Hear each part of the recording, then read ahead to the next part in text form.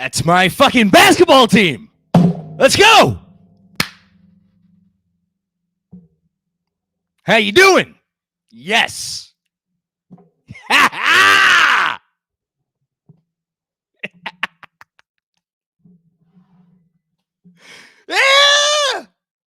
This team, this fucking team, put me in an early grave. Oh my God. What are we doing anymore? Whew. Hi, friends. The Knicks win. I don't know how they won. I really don't know how they won.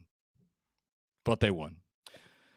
Against the Philadelphia 76ers team that has been playing as well as any team in basketball over the last, 2.5 months, by a final score of 108-97. Heart. Just heart. That's all it is. It's just heart. Coming off of what has to be, it wasn't the most devastating loss they've had all year. I won't go that far. It was right there. And that loss, after that comeback in the fourth quarter, and we sat here and we lamented it. I lamented it. We all lamented it. When they went down by 21 in the first quarter, I was like, okay, you know what? I know I went on the live stream last night and I talked about how great it was that they never give up and they never give in, and heart, fight, rah, rah, rah, all that bullshit. They were down by 21. I was already thinking about, okay, how am I gonna spin this one after the game to give them a pass? Because you could understand it, right? You could understand it in that sort of situation. And they don't take the bait. They refuse. And I think if you're looking for reasons to be excited about something more than this game, because as New York sports fans, that's what we always think about. We're always about more. It has to be more than about this game. It has to be about the bigger picture. To have the sort of organizational culture where one of your top guys, ostensibly, my favorite word, goes down. And look, that's RJ. Has he had the best season? No. And I'm sure RJ is going to come up a lot tonight in ways fair and unfair. But they rely on him. They rely on him. They know we could plug him in there. And him being out, it shifts their plans. For them to have an organizational culture where it is truly next man up. And I think one of the things you could talk about as having defined this Knicks season. And it's funny because I wrote about Tibbs as kind of more appropriate as a football coach than a basketball coach a few weeks ago when he got his 100th Knicks win, is the kind of next man up mentality. That's a football mentality. And that is the mentality that this team has. And to see the bench inspire the 17-0 run that got them back in the game. But to me, even after that run happened and they were within a few points and the whole thing, I was like, okay, great. They're not going to get blown out tonight. Probably they'll probably get, pushed around in the fourth quarter and maybe the final margins by 10 or 12 or 15 points, kind of similar to what we saw on Christmas. I was like, all right, that's fine. At least you didn't go down without swinging. That wasn't enough for them. That wasn't enough. They just kept at it, despite the fact that they were missing their guy who people have been asking me all year. All year, people have been asking me about Mitchell Robinson. Oh, do you think he could get in the all-defense race? And I always come back with the same thing. Well, that's going to be kind of tough with the league that has Bam Adebayo and the guy they played tonight, Joel Embiid. They didn't have that guy tonight. They didn't have him. They had Isaiah Hartenstein and a second-year player in Jericho Sims against that monster who, for a while there, was convincing me that he's probably going to be the MVP this year. And he could win it. He absolutely could win it. And for them to stay at it and stay at it and stay at it, they got punched in the mouth again in the third quarter.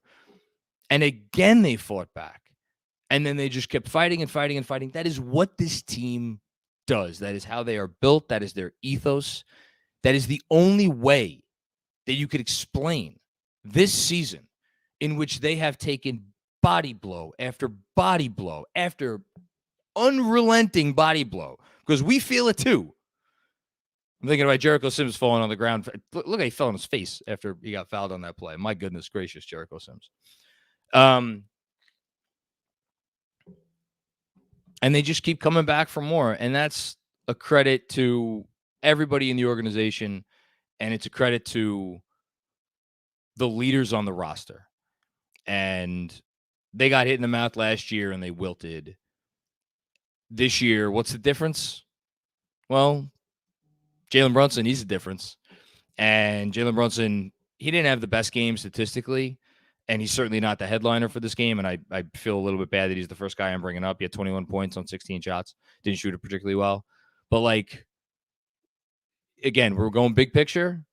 Jalen Brunson's the first guy you bring up. But, again, Jalen Brunson, a lot of players, I think, snubbed, no all-star appearance, fourth quarter, close game. I'm going to make sure I'm the one taking the shots. It's not Jalen Brunson's style. I'll get Harden switched on to me, which he did repeatedly, again and again and again and again. And I'll break him down repeatedly, again and again and again and again. But then I'm going to make the right pass. I'm going to make the kick out. And then finally they had to start hard doubling him, and they had to put the ball in Julius Randle's hands. And credit to Julius Randle, another one of this team's leaders. And someone in the Substack chat app mentioned earlier today that they've turned the corner on Randle because they could tell after that Clippers game last night, he hates losing. And you could tell he hates losing. Those are the team's leaders, Julius Randle and Jalen Brunson. You don't win a game like tonight without real leadership on your roster. But with all due respect to Jalen Brunson, and even with all due respect to Julius Randle, again, who had a very nice game, this was not about Jalen Brunson and Julius Randle. It's everybody played well. Just make that very clear. Everybody played well. 3 guys. And they have been, and again, it goes back to the theme of this.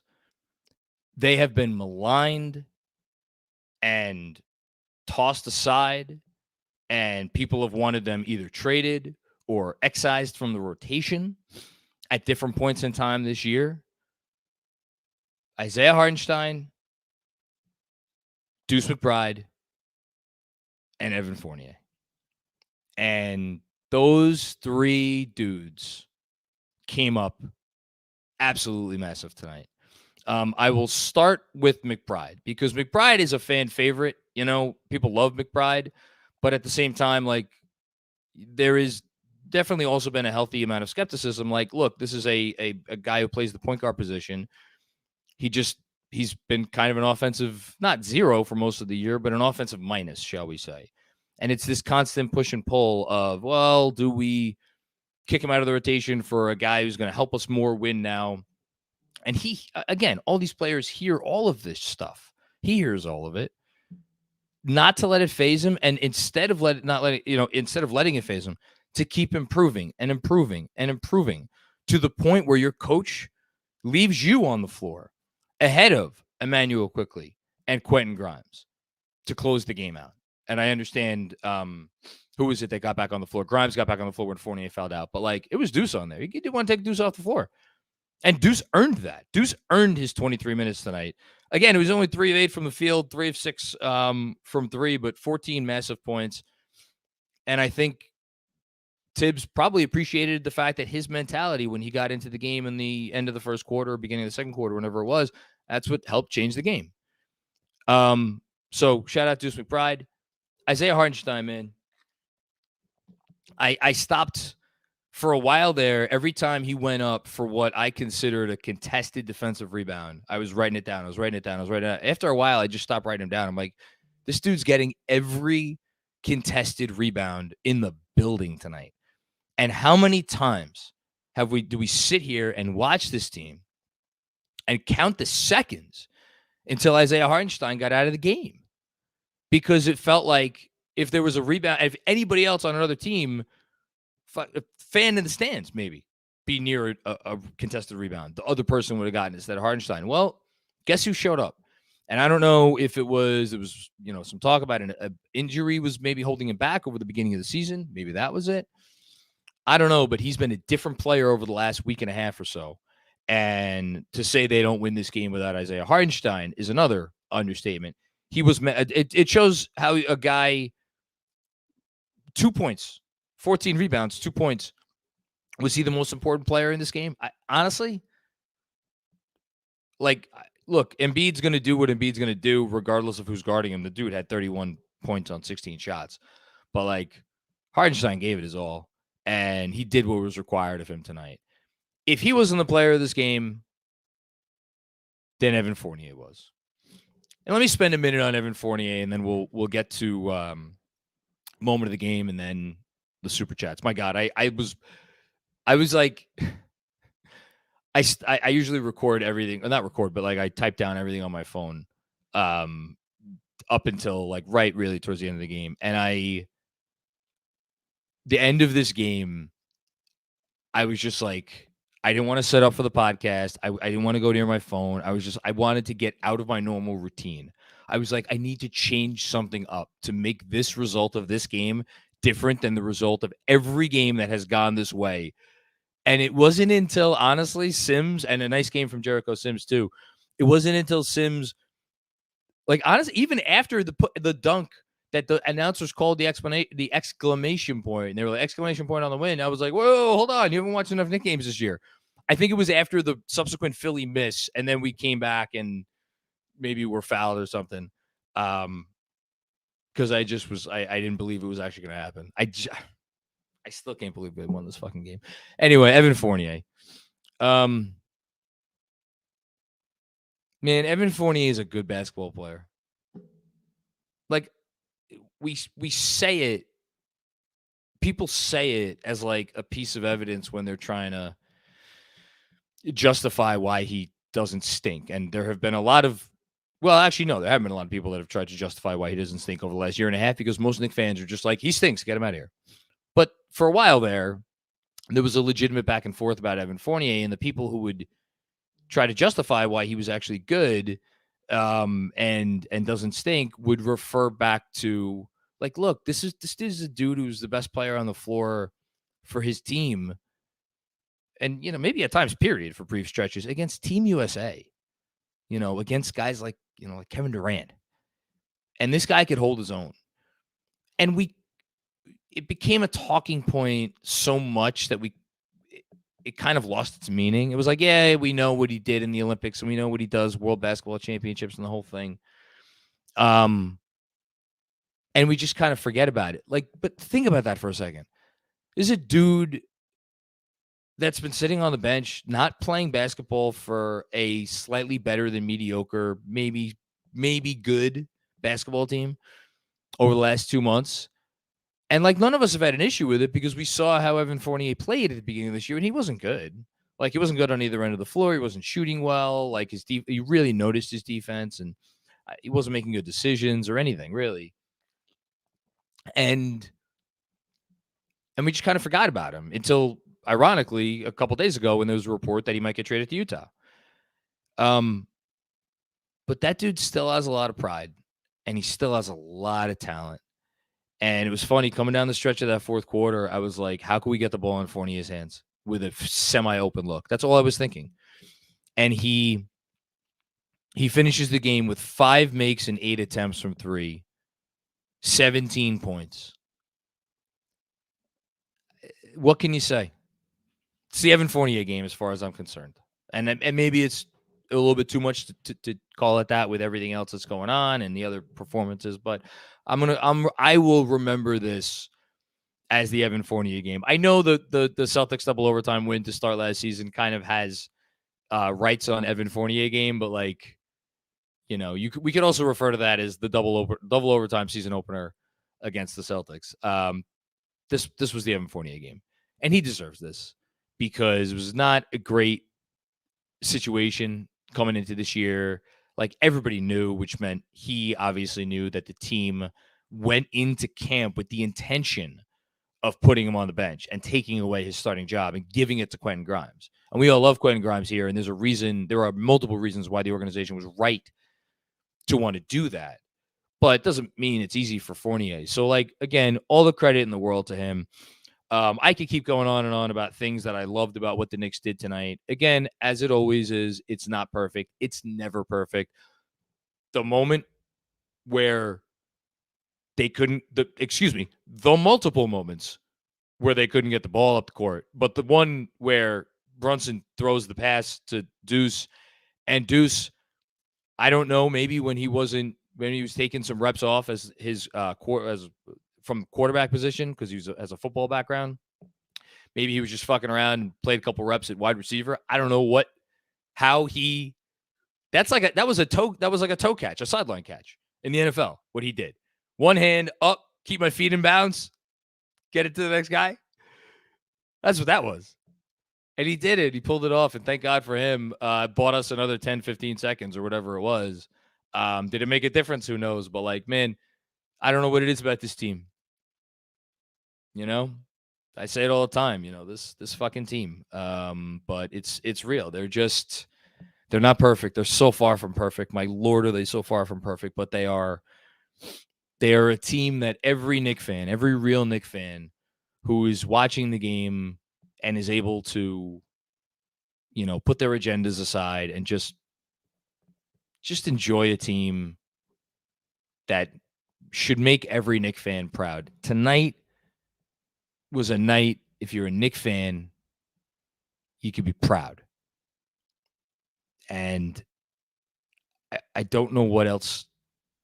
I don't know what else you could want. I know we're not winning anything this year, but proud of this team. Really am. Good job by them. All right. Done getting emotional for now. Let us, should we go to moment of the game? What do you think, Justin? Got Justin on the ones and twos tonight. Andrew Claudio, man. Missed a weekend. Talk about a weekend to take off. My goodness gracious. I am going to try to cobble together between my notes and the play-by-play of the game. So one play of the game, should we do that? Okay, here's what we're going to do. The second Fournier 3 after the 2 offensive rebounds, I think has to be the first candidate for play of the game. That was when the Knicks they had 94 points at that point, and it gave them, put them up 94-88. So it was a 3-point game, and that made it a 6-point game with 4:44 left. That was moment of the game number 1. Moment of the game number 2 was the play that was there were a couple nice passes on the play. There was some nice ball movement on the play. It was followed an Isaiah Hartenstein offensive rebound off a Jalen Brunson missed free throw. Make your free throws, guys. Please make your free throws. And then it went to Fournier, and Fournier attacked the closeout perfectly and found Deuce in the corner, and then Deuce McBride makes the 3. That is our second moment of the game. And for our third moment of the game, I will go with I kind of, you know what? He didn't have a great game. But when they doubled Brunson near half court and they got the ball out of his hands and put the ball in Julius Randle's hands with first it was 2:18 left and then it was 1:48 left. Like, that was right around the danger zone. They were up by 8 in each of those possessions. And God knows an 8-point lead for this team with 2:18 to go, or for that matter, with 1:48 to go, is nothing. It is nothing. We watched the game 3 nights ago or 4 nights ago, whatever Miami game was, in which a 5-point lead with 5 seconds left was nothing. You think an 8-point lead with about 2 minutes to go is anything? Julius Randle came through, I should say, with 2 consecutive buckets on drives that were just really, just like an all-star putting his head down and making a tough shot both times. So I will go with the second one. How about that? So those are our 3 moments of the game. What else we got? Personal injury report presented by our friends at Weiss and Rosenblum, do not forget, if you have a possible case, you want to call veteran attorneys. You do not want to call rookies, even though the young guys on this team are pretty good. Put your case in the hands of a veteran. Free consultations. So call them up. They won't charge you a dime for talking about your case. The number, of course, 212-366-6100. Once again, 212-366-6100, or visit weissandrosenblum.com for more information. Prior results do not guarantee future outcome. Call them. You won't be disappointed. Mitchell Robinson, no new update. Get that out of the way. The big news in terms of the personal injury report tonight is R.J. Barrett. So immediately when he was listed as doubtful for the game, quite literally about 10 seconds before tip-off, I was one of the people that was having trouble getting the game on because I had, there was fucking flag football on ESPN. Good job, ESPN, really. So I was waiting for it to come on ESPN News, and I had my laptop open, the whole thing. So, I don't know exactly when it was, but it felt like it was about 10 seconds before tip-off, where Knicks PR was like, RJ Barrett was doubtful. How can I phrase this? There's some rumor mongering going on, perhaps, about, really? Doubtful with an illness, you don't say. Thinking that he might have been traded. From everything I know, and I feel like I could say this pretty rock solidly, RJ Barrett is sick. He's legitimately sick. This is not related to any trade. So we hope RJ Barrett gets better. The Knicks have a light week in front of them in terms of games. They have Tuesday against Orlando, and then they don't play again until Friday. I don't know how sick he is. Friday's at Philly. Maybe they give him, essentially 5 days off, and they don't play him until Philly. Maybe they play him in Orlando. I don't know. We'll see. Okay, so on that note, I think we've fulfilled all the pregame obligations. Let us get to the Super Chats. I can't wait to see where the Super Chats go tonight. First one from Frank Miranda. Oh, my God. What is Frank going to be? Is Frank going to be positive, or is Frank going to be negative? If he's negative to start us off tonight, Frank, I'm going to be very upset with you. I'm just telling you. What's up, Mac? It's your boy Frank from Patreon. As a resident Tib detractor, I have to give him a ton of credit for having these guys ready to play tonight, and great game plan and seeking and attacking Harden. #free Fournier. Frank, I love you, man. That could have been a bit. We should have said, if we would have set that up, I would have been really proud of myself, but we didn't. No, I mean, look, I don't know. I don't know what it is about a team that gets it to the point where coming off a loss like that, they and then falling down by 21, they don't let go of the rope.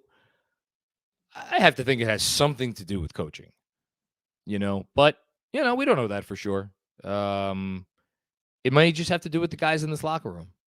It may have to do with the guys in the locker room, and I think it has a lot to do with the guys in the locker room. So just great job by the entire team. You win as a team, you lose as a team, you come back from being down 21 as a team, and you rebound from horrible losses as a team.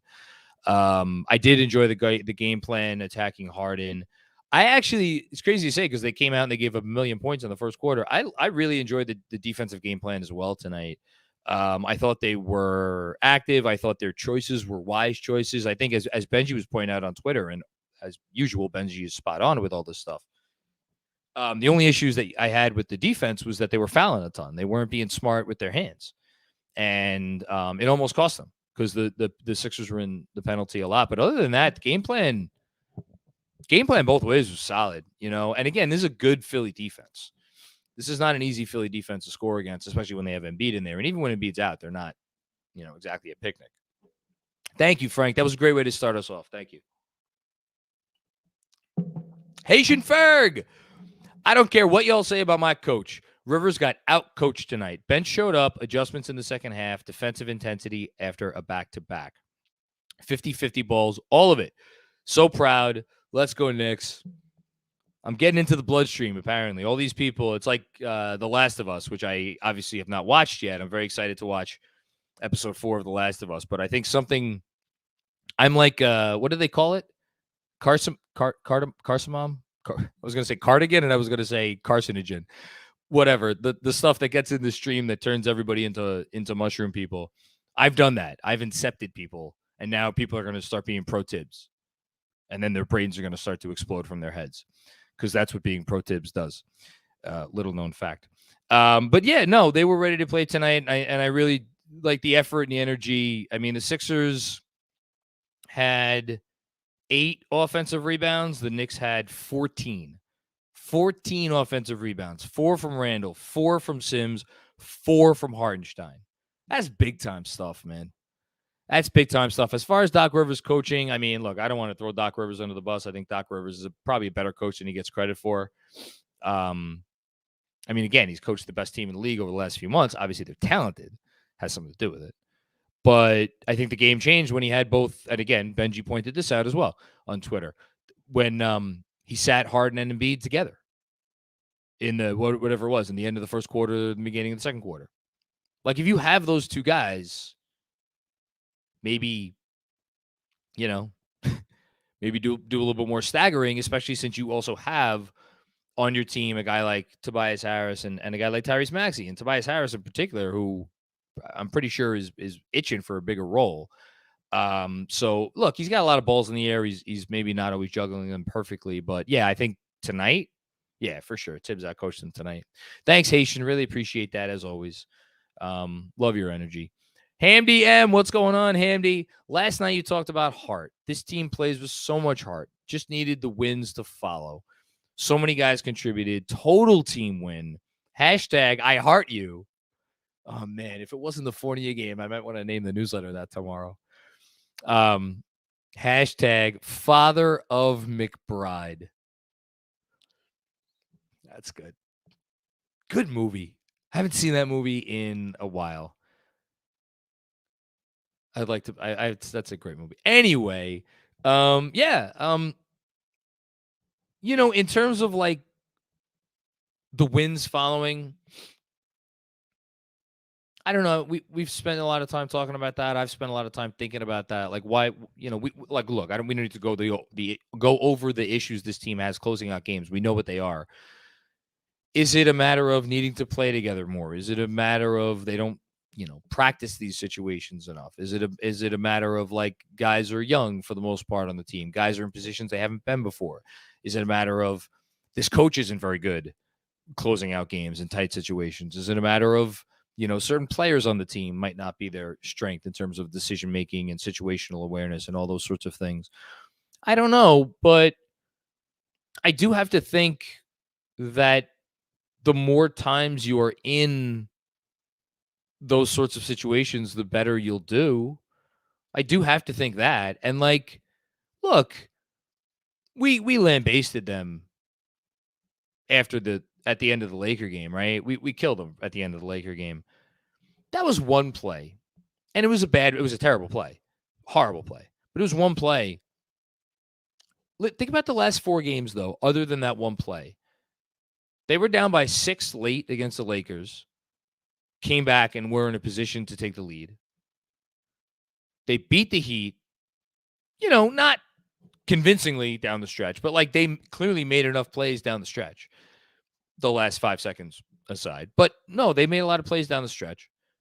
Then the Clipper game, they made every play down the stretch until literally there was no time left on the clock. And then tonight, again, couple of dicey moments, but they made the plays. Maybe what we're seeing is growth. I hope so. Because if this team could figure out how to win more of these sorts of games, well, then that's a real basketball team. Because they're, forgive me for saying this, they're well coached. They have some talent. They have not as much depth as they probably would like to, but it's solid depth. And they know their roles and they're prepared every night. Not perfect team, but they could be a feisty team. That's for sure. Thanks, Hamdy. Sam Garcia, what a comeback, John. I love it when the Garcia family checks in. Makes me so happy. Checks into my 29-26 New York Knickerbockers, 1 win away from doing what I asked them to do. And now, of course, I'm going to get greedy. I want over 500 before the All-Star break. I shouldn't get greedy, but I feel pretty good about that now. Thanks, Sam. Appreciate it as always. Zach Horowitz, what's going on, Zach? Knicks are good and getting better in every game. As I keep seeing tweets pop up on my phone, everybody is getting their inside the Kyrie Irving sweepstakes articles out. I guess Kyrie's mom or stepmom, I guess it was, decided to give her interviews. Anyway, yeah. I think they're getting better. I think they're growing. I think they're learning. Just go back to December, the Mavs game, December 3rd. Since that game, they've had a couple of games where they weren't in. And it was the Mitch injury when they had to readjust. And I don't think it's a coincidence that it was when they lost Mitch and then the games that came immediately after that. That was the adjustment period for them. Other than that, the last 2 months. 2 months. Just really solid basketball team. Really solid. Thanks, Zach. Appreciate it. Kyle Crawford, what's going on, Kyle? This is payback for that Empire State Building BS. Look, I'm not a Giant fan, so I didn't really care about the Eagles' chance tonight, but that was something. No, you can't be having fucking Philly colors on the Empire State Building. It's the Empire State Building. King Kong was an Eagles fan? He was a Giants fan. What the fuck? Green. Green is the color of vomit. Blue is the color of strength. There you go. That's my take. It's my analysis. Robert Cross. Hi, Robert. Good to hear from you. Is it fair and reasonable to say that the Sixers aren't going to win a goddamn thing? If so, who gives a crap? Hashtag 53 wins.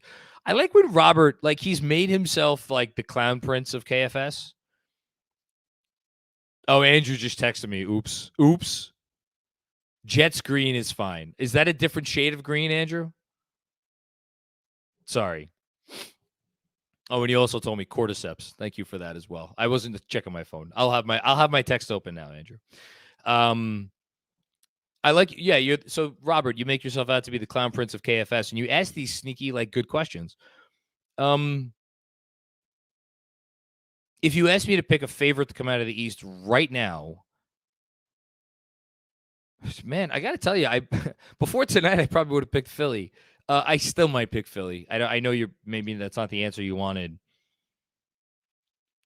If I knew more about Middleton's injury status, I would happily pick Milwaukee. I would have zero hesitation picking Milwaukee. I have more faith in a healthy Milwaukee team than I do any other team because of the Middleton thing, and because I have questions about how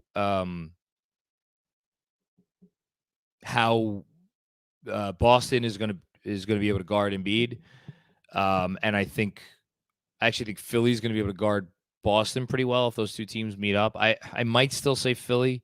So there's some part of me that I don't want to say Boston. I don't know. I don't think Boston's getting back to the finals. So I think it depends on Middleton. So Philly or Milwaukee is my answer. Sorry. Thanks, Robert. Appreciate it as always.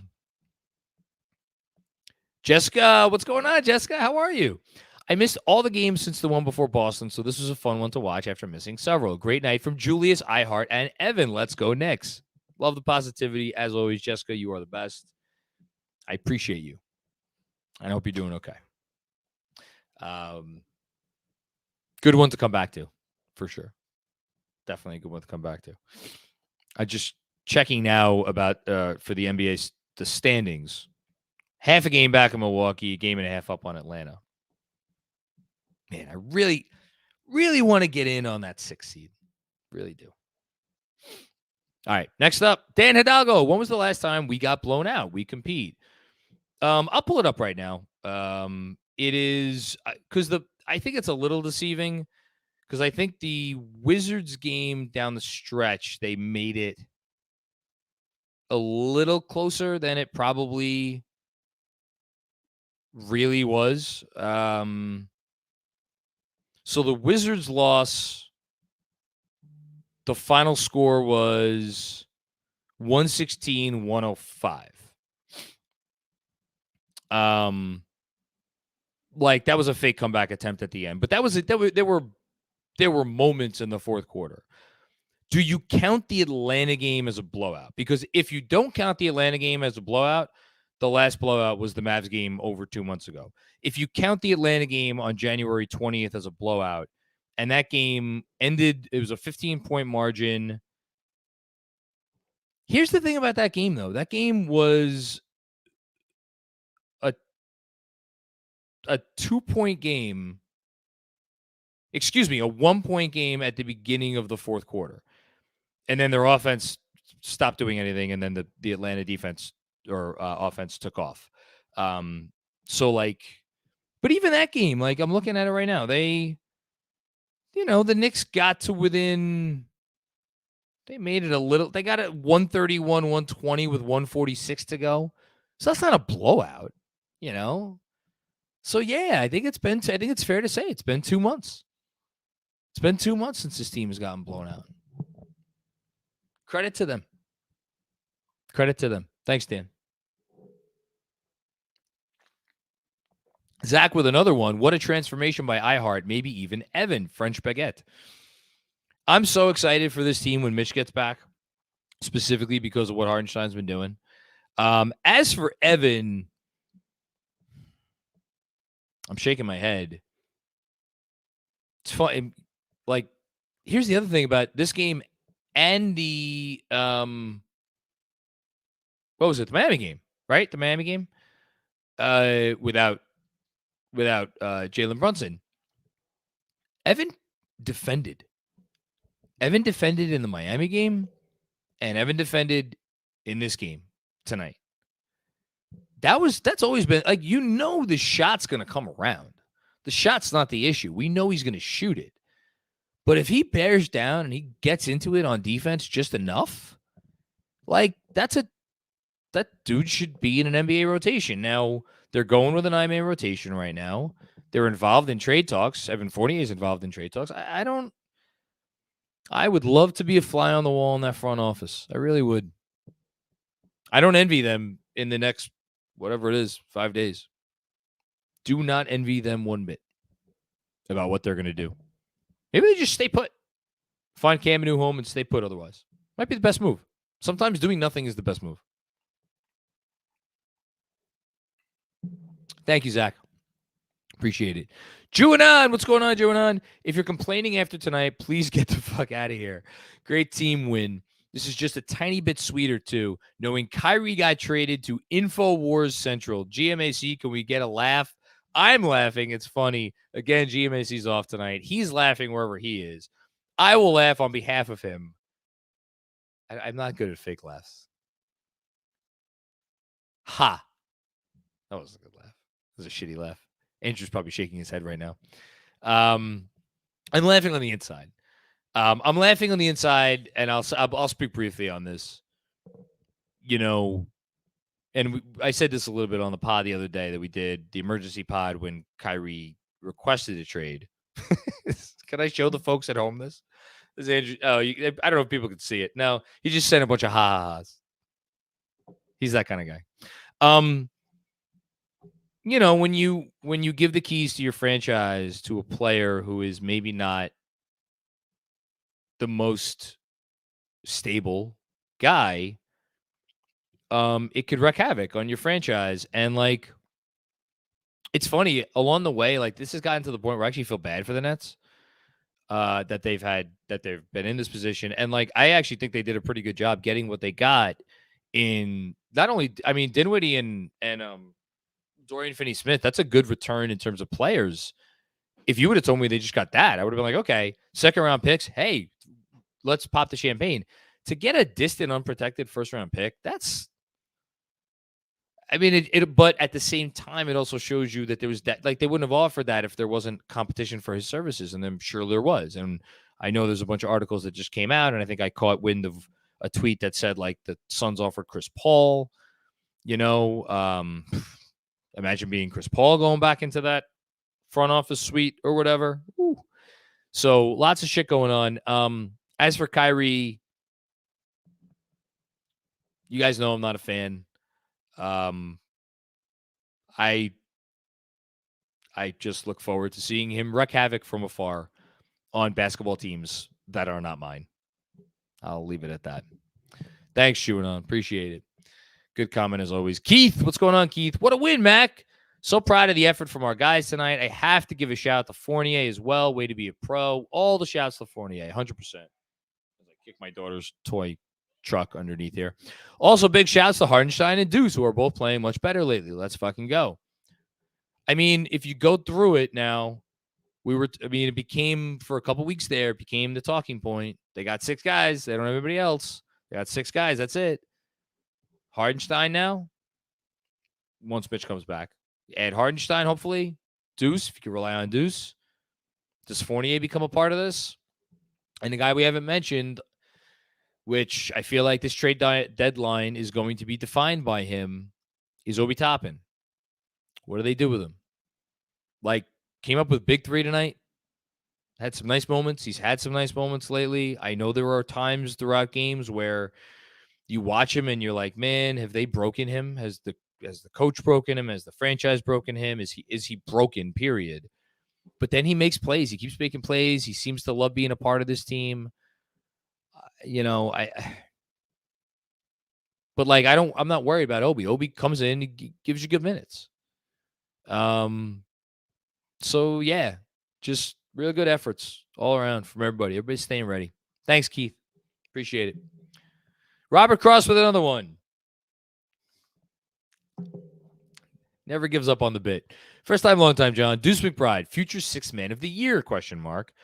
This guy stays in the rotation or the TV goes out the window. Hashtag 53 wins. Okay. Obi's the biggest question mark that I have going into the trade deadline, whether or not and it's related, right? Because if they trade Obi, almost certainly they are bringing back a player or players to take up minutes in the rotation, probably not only for Obi, but if you believe the rumored Utah deal, you'd think that those would be McBride's minutes too, that those are going to take. I've waffled on this. Admittedly, I've waffled on this about whether they should make a trade that doesn't give up Deuce McBride, but that takes his minutes from the rotation. I'm back over to the other side.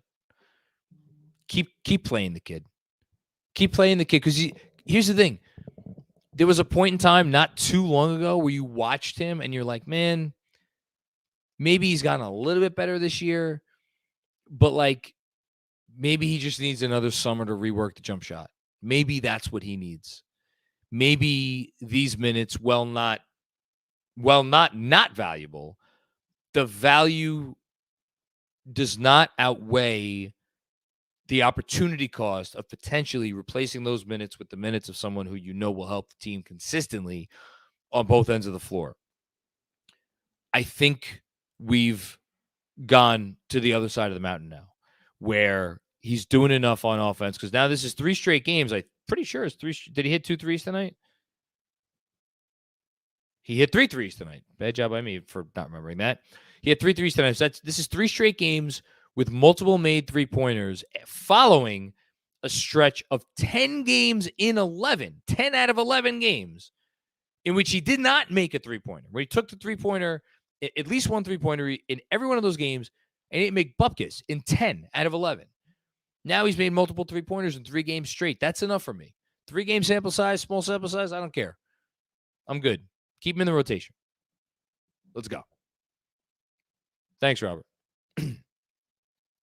Yanni Golem, what's going on, Yanni? Hey, John. I claim this is the best win of the season. Team we can't beat, superstar Nick Killers, and with our bench. Team looking better without RJ. Oh, how many super chats was it? How many was it until we got to the inevitable. The team looks better without RJ. I don't want to do that. I mean, we have to do it, right? We have to talk about it, I guess. Let me answer your question about whether I think this is the best game. I know you're not asking me. You're just claiming. I'll save the RJ talk maybe for a little bit later. Was it the best win of the season? I think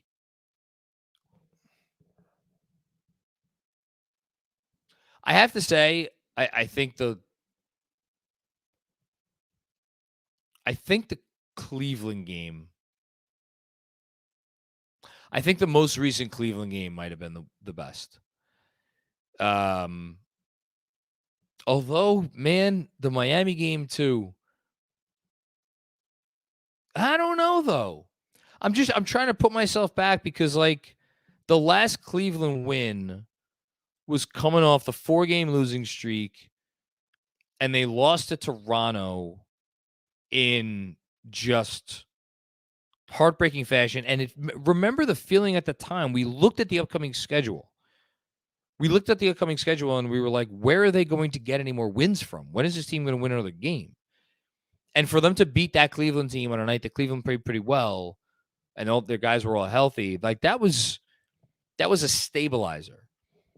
And then the Boston game, and then the Miami game, and then the Sixer game. I mean, I don't think it's here's what I'll say. I don't think it's wild to say that 4 of their best 5 wins of the season have come in the last however many days it's been, since in the last 2 weeks, essentially, in the last 12 days.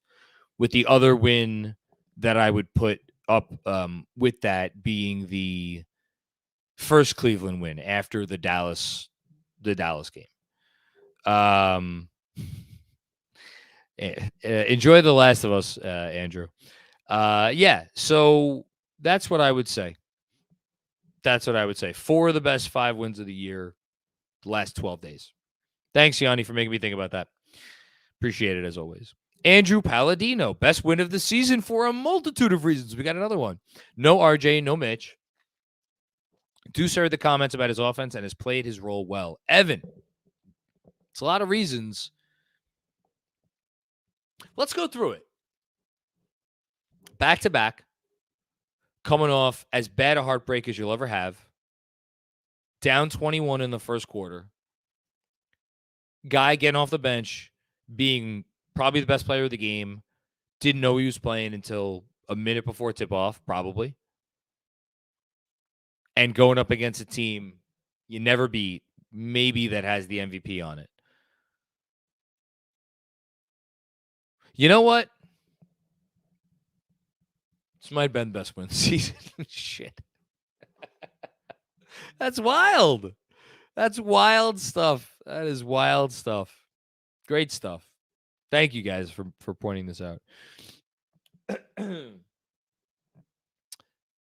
Kevin Danishevsky, what's going on? Kevin, generally not a big fan of will and heart talk in pro sports, but man, this freaking team.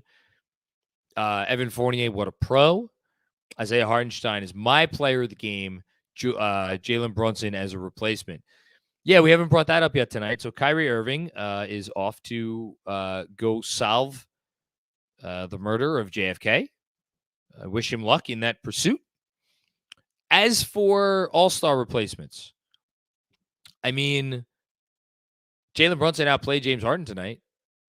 You know, I mean, if we're considering both sides of the floor, I know James Harden had 1 million assists, but like Jalen Brunson was a better player tonight. He's coming off of, I tweeted this out earlier today. First Knick ever with at least, let me make sure I got this right, above 40 points on less than 20 shots with at least 7 assists and 1 or fewer turnovers. It only happened, only 7 guys in the history of the sport had done that before Jalen Brunson did it last night. And it's guys, I'm trying to remember the exact list. I think it's Michael Jordan, Karl Malone, Adrian Dantley did it twice, Bradley Beal, Kemba Walker, and I think I'm missing one guy. But, like, pretty good list. Pretty good list. He joined that club with his game against the Clippers, and then he had, I thought the Sixers couldn't guard him tonight, and they eventually needed to double. So I thought he had another good game tonight. If the league is looking at, like, who do we make the replacement, and, like, the Knicks won again, that helps. And they won Thursday when the All-Stars were announced. That helps. I think it'll probably come down to if I had to guess, my gut feeling tells me it's going to come down to him or Siakam. They could put Siakam on as a wild card, I think. Pretty sure. I hope so. Be really cool for him. That'd be really, really cool. So, yeah, I hope so. Thanks, Kevin. Appreciate it. Kenny Rose, Deuce, always in the plays with zest. Love this team. That's why you want it to just make enough shots, right? If he just makes enough shots, like, there's so many players that the conversation with the players is, like, multifaceted, and you have to worry about this thing and that thing. Like Julius Randle. Julius Randle's a freaking all-star. And the conversation around him in terms of, like, should they continue to build around him, or should they trade him while his value is high, and this and that. It's so complicated. With Deuce, it's really simple. If the dude hits his shots, he's a rotation player for as long as he wants to be here, and because he really does play with that zest. Good stuff, Kenny. Appreciate that. Ham DM with another one. John, did you have 2 and 2? I wasn't going to bring it up. I did have 2 and 2. Take that, Jeremy Cohen. That's your words, not mine. I believe that's all tied up. We are all tied up with 20 some odd games to go.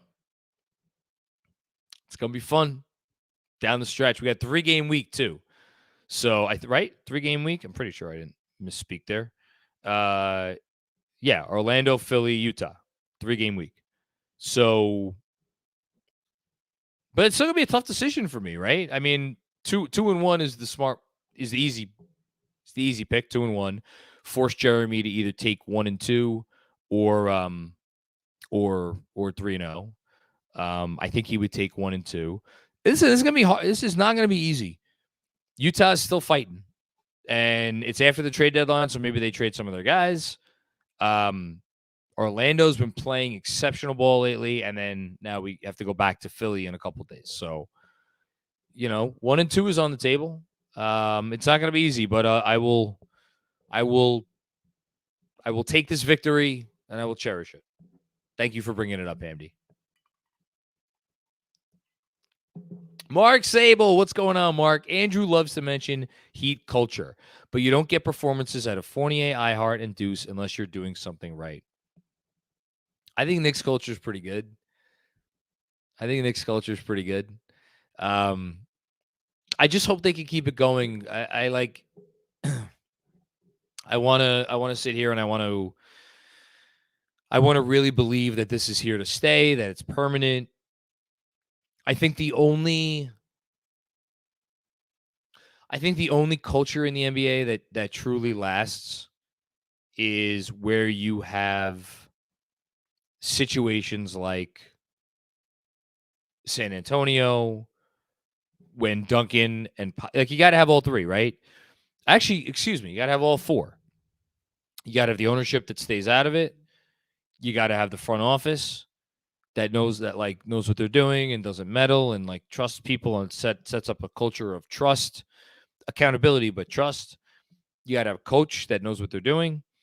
And then you got to have that very rare star player that no matter whatever's happening, it's like, it's okay, guys. And you could really, like, in terms of the cultures that last, the cultures that are real, you could count them on one hand over the last 20 years. I think the Knicks have some really nice pieces in place. And I think getting Brunson was big. I'm obviously a fan of what Tom Thibodeau does for the culture. Others would disagree, and that's fair. And look, we haven't always been kind to him. Leon Rose set this thing up. He put everybody in place. Put everybody in their spots. And he did it in a way that was kind of weird and wacky, which it's like, okay, we'll hire the head coach we want, but we're going to give him a few assistants that we like. And the moves haven't always been good, and it hasn't always been smooth sailing, but they've done enough right. So credit to them for that. Credit to the organization, the whole thing. Thanks, Mark. Appreciate it. This can't be real. Sam Garcia's roommate. Hi, KFS. It seems like when the Knicks actually try on defense, they can be good. Jalen Brunson's such a smart player on both ends of the floor. You know what? Thank you, Sam Garcia's roommate, and to the whole Garcia clan. And if any of Sam Garcia's extended, like, third cousins or like pen pals, or I don't know, anybody who's ever known Sam Garcia, if you're watching, shout out to you too. I think they always try on defense. Are there nights where we watch them and like they don't maybe have that extra gear? Sure. And I think for the most part, they, even over the last few weeks, like, they know what they're supposed to do. But I do think that there are execution issues. And it's like, again, I feel like I've talked about this so much over the last few years with the Tibbs defense. It's not that you have to be perfect, but both the effort and the execution both need to be at such a high level. And you could say, like, well, like, isn't that, like, can't you run any defensive scheme and have that be true? The thing about a Tibbs defensive scheme, which I've always admired and I appreciate, is the fact that if you execute at a high level and you give effort at a high level, you can't plug just anyone in. As we've seen, Mitchell Robinson goes out, it's not the same. Kemba Walker goes in, it's not the same. But it's a really good defense for minimizing the weaknesses of, like, in between defenders. You know, it really does require a rim protector. That helps a lot. And again, Isaiah Hartenstein playing better now, hitting the defensive glass now. That matters a lot. But yeah, no, they've tried. They've definitely tried. They tried their ass off tonight. They've been trying their ass off for a little while now. Credit to them. Thank you, Sam Garcia's roommate. Larry Robinson, thank you for the contribution. If you have a chat, put it in, and Justin maybe can take a look at that and get it in. But yeah, oh my God, this can't be real. Sam Garcia's other roommate. This is a great bit. Fournier games are electric when he goes off. Yes, they are. Sam Garcia's other roommate. This is just quality content right here. The Garcia clan has taken over the Knicks Film School postgame show. And I, for one, am here for it. Are we going to have another Garcia? No, this is not Garcia. Jeff Smith. Last 2 days show grit. Can't predict losses. Yep. Yeah, absolutely. It shows a lot of grit. And I can't wait to see where they go from here, which is why I want to get a little greedy now. I want to go into the All-Star break maybe 2 games over 500. Can we get 2 more? 2 more. I know I've always said I just need 5. Now I want 2. Now I want 2 of the following 5 games. At Orlando, at Philly, home Utah, home Brooklyn, at Atlanta. I mean, shit. You look at that, and you're like, I know Orlando's playing great. I'm not going into Orlando expecting to lose. You know, you feel like you get that win. And then Utah at home, Brooklyn at home. Brooklyn's not going to have Kevin Durant. They're not going to have, obviously, not going to have Kyrie Irving. Now, that's not an automatic win. They got Dinwiddie back. Dinwiddie's a good player. They have a lot of good role players. Like, if the Knicks just go expect to show up and just kind of lollygag their way to a win, they're not going to get a win. But, like, guys, win that fucking game. Win that game and win one of Orlando and Utah. And I'm not even going to ask for anything else. There's your 2 and 3, and there's your finishing the first half of the season 2 games above 500. That's all I want. Thanks, Jeff Smith. Drew P. 8 of 9 rotation players aren't even in their prime. Who is the one that is in their prime? I guess Julius Randle, right? I think you could argue Brunson's in his prime. Probably. You could probably argue Brunson's. But do I think he will be better a couple years from now than he is right now? Absolutely. So I think that's a fair argument. Team's trending in the right direction. Team's absolutely trending in the right direction. I think I hear my wife, who was awoken from her slumber. You missed a hell of a game. Oh, yeah, they won. Tom Cappuccini. Yo, John, 2-2. Congrats. Thank you. Isaiah Hartenstein brought that dog, woof woof. He is who we thought we signed. About making that trade to bolster the bench. LOL. Yeah, can we not? Can we not say we did? Like, here's the thing. Like, Malik Beasley, again, I'm not going to sit here and pretend like I know everything about Malik Beasley and I know everything about Jared Vanderbilt. I know what their outlines are as a player. Malik Beasley, not a great defender. Can he hold his own on defense? Maybe a little bit. I would have to see him in this scheme. Puts up a million threes. Doesn't really do that much else on the offensive end.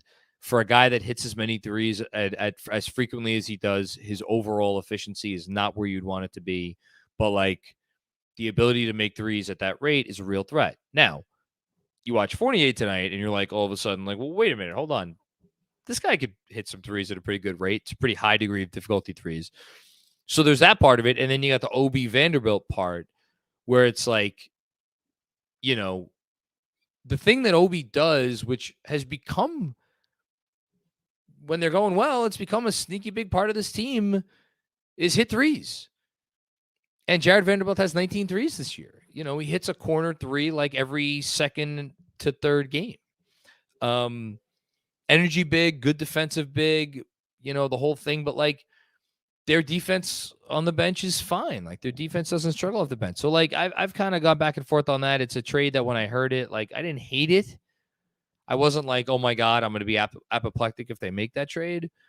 But I also didn't really love it. And I think I love it less and less the more I think about it. So I hope they don't make it. Thanks, Tom. Good old Dev. Oh, you know what? Good old Dev. I think I saw a Discord thing pop up on my screen saying that you screwed up your first super chat or something. Let me go and I'll give a I'll give a look and see if I could find. Is it the walls of Jericho arise? Is that what you wanted to say? That's a pretty good one. The walls of Jericho do rise. I like that a lot. If it's something else, put it in the chat and Justin will get it in here. Thanks, good old Dev. And thanks for being a patron. Maple Maxo, what's going on, Maple Maxo? Do you see any available player this deadline that can make the Knicks a contender or a conference finalist? No matter the trade, the second round is the ceiling. I still don't expect this team to get out of the first round, but that's fine. I don't mind that. That's where this team is right now in their their process. That's totally fine. Do I see an available player that could get them to a conference final? And you say no matter the trade.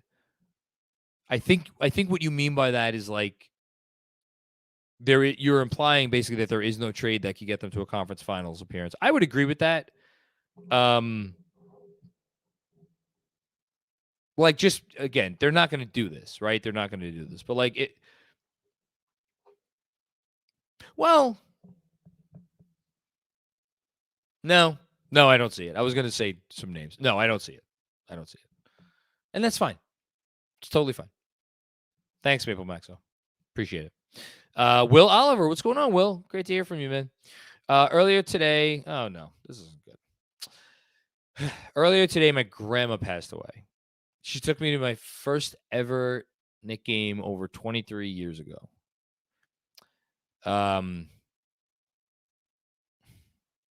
I cried and cheered watching Evan drain those threes. God, did I need that win. That is the power of sports.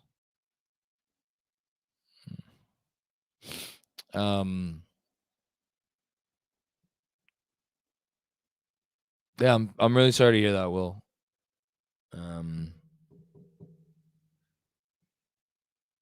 Hope you're okay. And I'm glad they got the win for you. And you are loved. You are loved by Knicks Nation. And I hope that does something for you right now. I can't imagine it does much. And shout out to your grandmother, wherever she may be. And shout out to her for making you a Knicks fan. So we wear it like a badge of honor. And I'm happy that I'm one, and I'm happy it was brought down to me from both my dad and my stepdad. I hope to pass it on to my daughter, and who knows, maybe I'll pass it on to my grandkids someday. We'll see. But that's a great story, and thank you for sharing, and I hope you're okay, man. Reach out if you need anything, please. Matt Smith, what's going on, Matt? How are you? Any calls for this coach need to be gone. He has his icks. I can't tell if you meant to write ticks. Icks is fine. But the good is outweighing the bad tenfold right now. I don't know about tenfold. I'm the biggest Tibbs supporter in the world. I don't know about tenfold, but I do agree that the good outweighs the bad for sure. This is no knock on RJ, but the starting lineup is so much better with shooting. So RJ can shoot. He has shot, right, at different times over the years. We've seen him shoot this year, be very effective as a shooter. I think I want to say it's the defense and it's the ball movement that makes the big difference. But at the same time, I'm thinking to how I think this might have been on our text thread, but like Benji was pointing out correctly, obviously, because he is never wrong, how Emmanuel Quickley is used when he's alongside, basically when he's taking RJ's place in the starting lineup. He pointed out on Twitter, actually, now that I think about it. It's just like he doesn't really touch the ball enough. And like, I do agree it looks better at times when Quickley's in there. I'm still not willing to say that like it is 100% something I'm sure about. I think it's an interesting conversation to have, though. I really do. I think it's also tough because again, you're projecting out and you're talking about what to do with this player who is 22 years old and you just signed to an extension that hasn't even started yet, and you're making these decisions based on what? A top two that you know are not going to be your top two if you're contending. So like it's a real tough conversation because then it's not like you go like, well, maybe take RJ off the bench now and then you put him back into the starting lineup at like a later time. Like it doesn't work like that. I feel like with the way they've built him up. It's tricky. I don't want to say it's tough. It's tricky. But we'll see what they do. I appreciate the comment very much so, though. Thanks, Matt. Mike Jameson, what's going on, Mike? Easy to be positive when we win. Reminder, when we lose, it's still a good team. Great comment, Mike. Appreciate that. Also, when we have Malik Beasley, he's just white, bald, and French. Hashtag no trade. Oh, my God. Now you're making me want a croissant again. I wanted a croissant last night. I want a croissant again. I want a croissant again tonight. I think again, I'm not the right person to talk to about this because I have not watched enough Malik Beasley. I don't want to pretend that I've watched enough Malik Beasley to really speak definitively on what he is and what he is not. I think he has a little bit more by way of like, I don't know, ball skills. I mean, the dude put up 20 a game for Minnesota a couple years ago. Now, granted, Evan put up around 20 a game for Orlando in a role where he had the ball more. Beasley was doing it in more of an off-ball role, but he also did get the chance to create a little bit. I don't know. Look, the fact that we're picking nits and parsing hairs here, I think says all you need to say, which is that there is not enough of an appreciable upgrade to give up potentially, as has been reported, a protected first round pick, to say nothing of Obi Toppin. Is the trade really more about Jared Vanderbilt for them? I don't know. I hope not. Thanks, Mike. Sheldon Gomes, what's going on, Sheldon? I spewed filthy hatred at Fournier, the basketball player, but he's a great teammate, and I'm happy when he gives us reasons to cheer him on the court.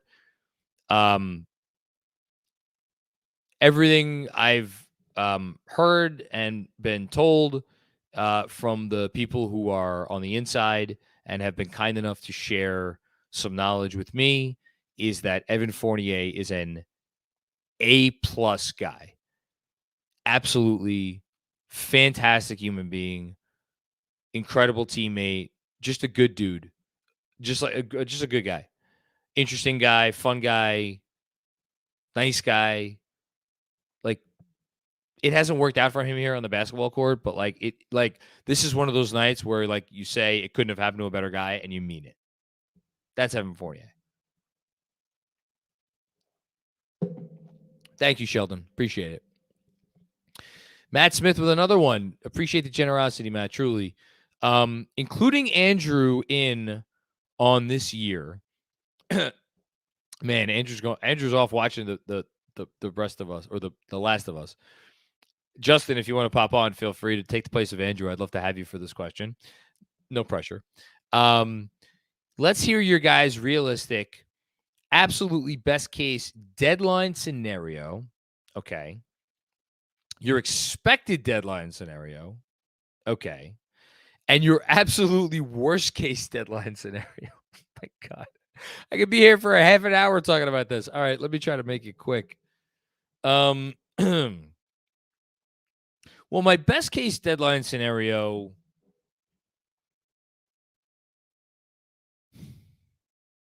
I'm trying to think how ambitious I want to get here. Honestly, I have, if I'm going to be genuine, Matt, I don't think you want me to lie. I don't think any of the key pieces of this team are at the point where there is even a semi-realistic trade that I think will be available to them that makes sense for them. The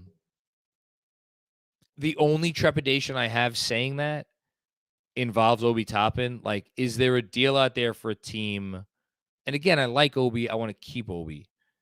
But is there a deal out there for a team that really, really, really is valuing Obi Toppin a lot and is willing to give you a lot for him? I don't know. My inclination is to say no. So my best case deadline is they get the best possible thing they can for Cam. Get a good second round pick for a veteran who could maybe pop in and play some games maybe. My expected deadline scenario is the one I just named. I think they will trade Cam for probably not much. Get back a second round pick, maybe a guy who could give you some rotation minutes if absolutely necessary. And then absolute worst case trade deadline scenario. Oh boy. Again, within the bounds of reason.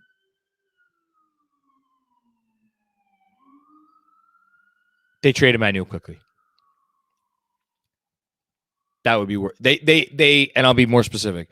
They include Emmanuel quickly in a trade for OG Anunoby. That would be my worst case deadline scenario.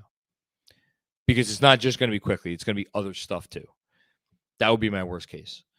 On that note, I'm doing this probably a little while after Andrew wanted me to, but for anybody watching that is going to be around during lunchtime Monday, Tuesday, and Wednesday. So obviously, Jeremy and I have our trade deadline live stream that we are doing Thursday. I think 1 to 3. It might be 1 to 3 sounds right. Maybe it's 1 to 4. I don't know. Whatever. Most of the day on Thursday, most of the early afternoon, we're gonna be on. I am also going to be going on live, just me, tomorrow, Tuesday, and Wednesday, sometime around noon. I'm still trying to figure out the exact time. And the goal of this is going to be just to do a little news and rumors recap, kind of set the stage for where the Knicks are at, if they've been mentioned anything, what they might be thinking, obviously react to any rumors, and if any trades go down, to talk about the trades in the moment. If you can't be in front of a laptop screen, phone, or whatever around lunchtime, again, stay tuned for updates that we sent out on Twitter. It'll be uploaded as a podcast, and you can watch it. It'll be there in the YouTube video as well.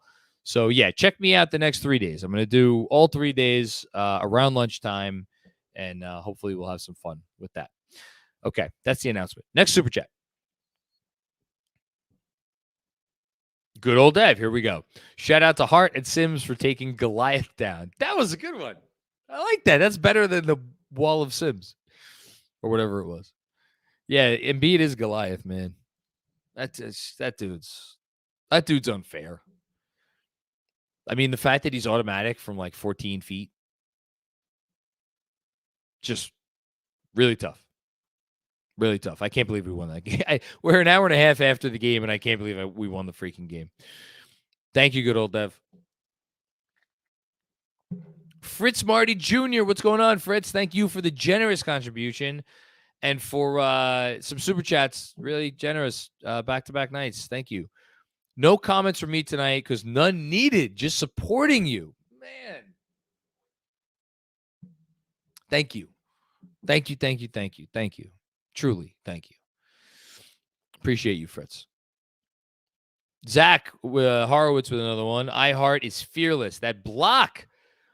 It's funny you bring that up. I'll read the rest of your comment. Julius Randle, big board on Joel. I know the one you're talking about. So the block that Zach is referencing, I'm fairly certain, came with 9:20 left in the fourth quarter.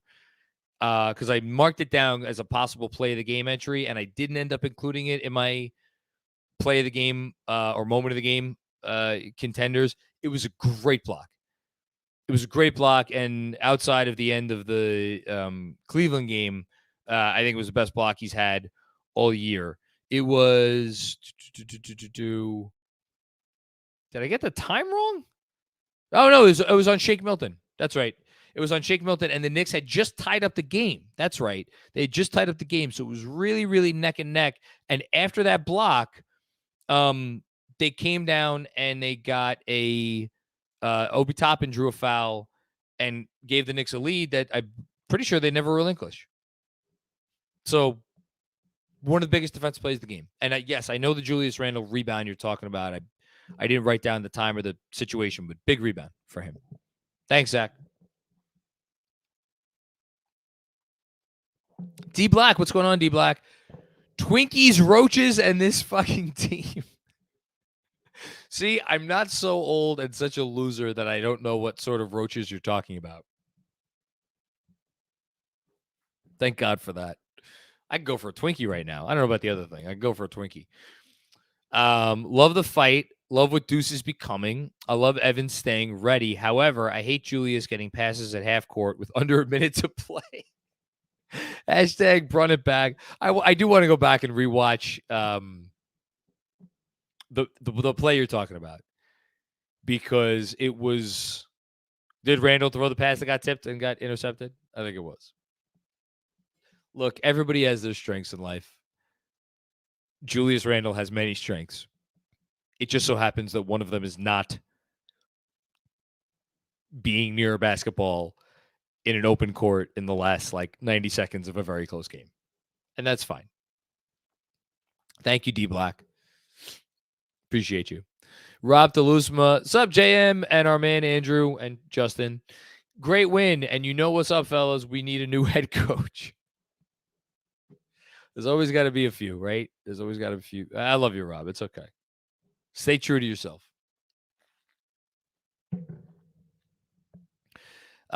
Stevens Guillaume. What's going on, Stevens? Feels good to get this win after last night's overtime loss. 2-2 for the week. I'll take it. As will I. As will I. We do a little stats update. I think it's been long enough. Let's see if we're updated here. We are updated. The New York Knicks, after falling out of the top 10 in net rating for, I think they were down to 11th or 12th earlier today. They are back in 10th, a little bit behind the Pelicans, and 0.1 points per 100 possessions ahead of the Suns, Jazz, and Thunder, who are in a three-way tie at plus 1.4 per 100. The Knicks are in 10th at plus 1.5 per 100. New York has the league's 8th ranked offense, one spot behind the Philadelphia 76ers. And they are up to 16th in defense in a virtual tie with the Warriors and 1 point per 100 behind the Nuggets. So they're in a group of like roughly the same caliber of defensive teams in spots 14 through 17 right now. Got to get better at that. Mitchell Hub. Thanks, Stevens. Sean Ford. What's going on, Sean? Great to hear from you. Major props to Evan Fournier tonight. Deuce and Hart, too. But, man, Evan has really shown something, making me rethink trade ideas. Should he be in the rotation? It's funny. We're an hour and a half into this thing almost, and the first person that's directly asked that. I was trying to avoid the question. No such luck, huh? I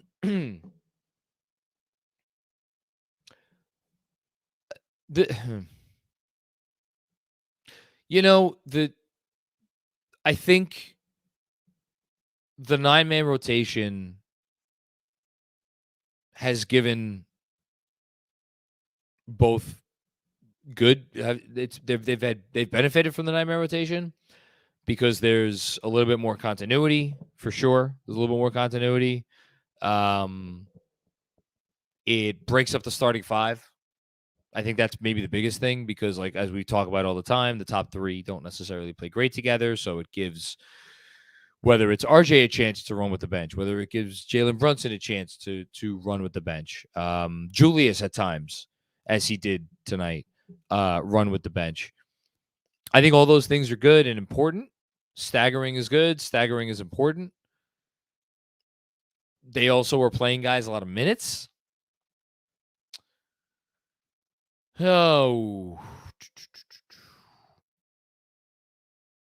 my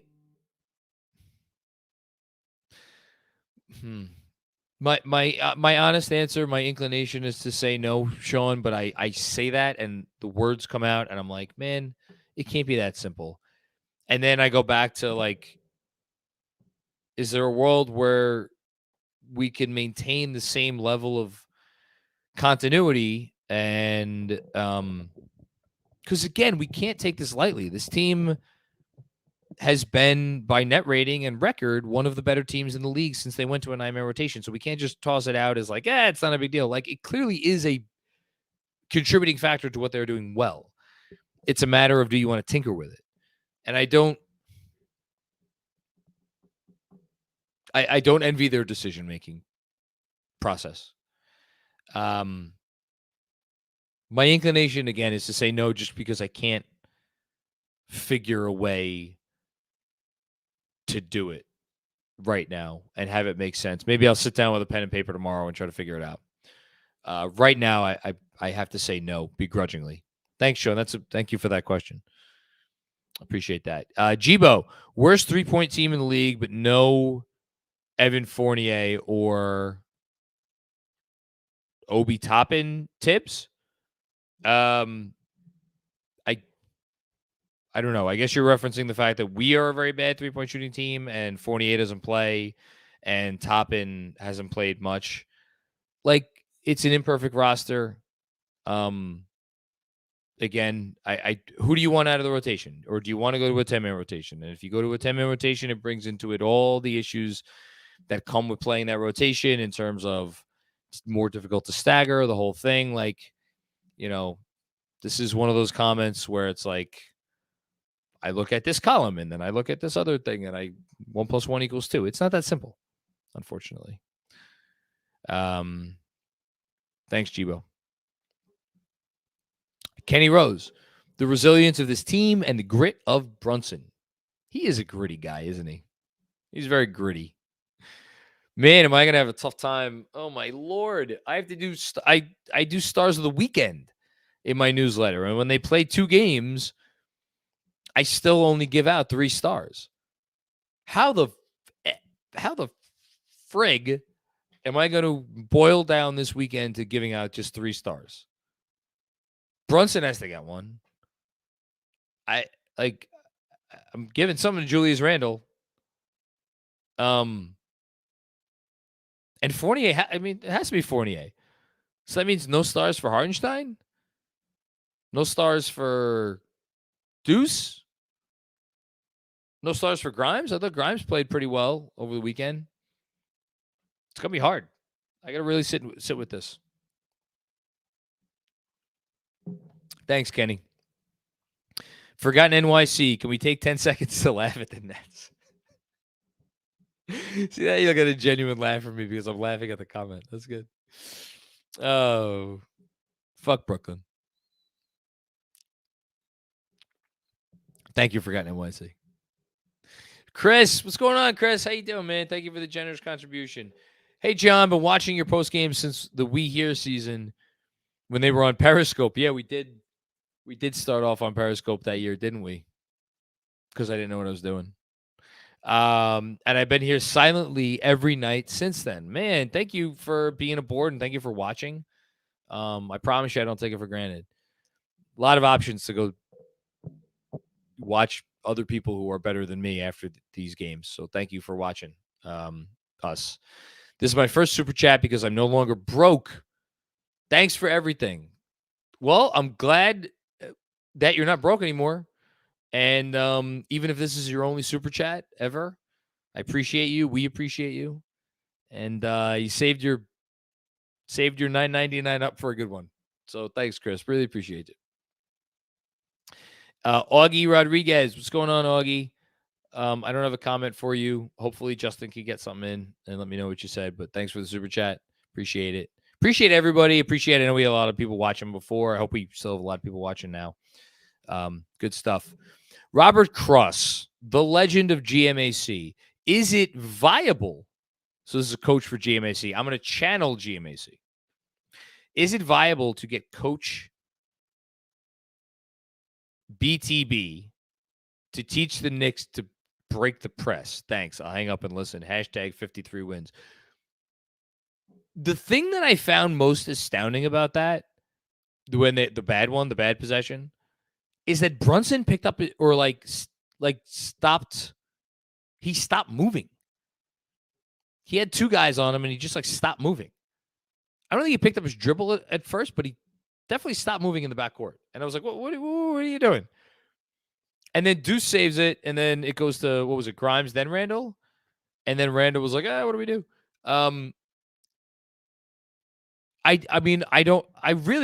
Maybe Fred Katz could do us a solid and at the next practice day or something, ask, do you guys, what is the practice time spent on breaking the trap, because I'm as curious as anyone. Thanks, Robert. Appreciate it. Dom Cappuccini with another one. Dom, over the years, you've been too much. Seriously, dude. Really appreciate your generosity. How about not letting a late double-digit lead turn into a one-possession game for fucking once? Finally. Color me overly optimistic, but I wonder if these last 3 games are a sign that they're starting to turn a corner. I I wonder what that would look like. In terms of being better down the stretch of games, perhaps. I don't think this team can get much better on offense. They're the 8th. Just say it out loud and think about it for a second. This is the 8th ranked offense in the league. We are 55 games into this basketball season, and the New York Knicks have the 8th best offense in basketball. When you say it out loud, it sounds insane. And yet here we are. And more insane, they have the 8th best offense in basketball, despite having, I believe, last I checked, a bottom 6 or bottom 7 effective field goal percentage. So it means they are doing literally everything else as well as you could reasonably expect to be able to overcome that level of poor shooting and to get to this place in the offensive rating rankings. So I don't think they could get that much better on offense. Maybe they're getting better in late game situations. Defensively, we know they could get better, and Mitch is going to help with that. So, okay, that's fine. So then at the end of I think the ball has moved pretty well. The ball has moved better of late. I think that's an important thing. I think you're ultimately just talking about where can they get in the standings. And they're a half a game behind Miami. They are 4 games behind Cleveland. And they're 4.5 behind Brooklyn. Now, you want to tell me Brooklyn falls apart? Not with KD, they're not. Now, if they trade KD, then we could start having conversations about, maybe we get into sneaking that 5 seed. I'll believe they're not. I don't think they're going to trade KD. But, you know what I'd love? You know what I really love? I'd love for them to go into the playoffs, get the 6 seed, and have people, national media people, not talk about them like, oh, well, such and such 3rd-seeded team caught a break because they're playing the Knicks. I'd love that. I'd love the conversation to be like, this is going to be a tough series for whoever it is. You know, that's the goal. That should be the goal. That's a good goal to me. Dan Hidalgo, 4:23 in the 4th. Julius rips the offensive rebound from Embiid.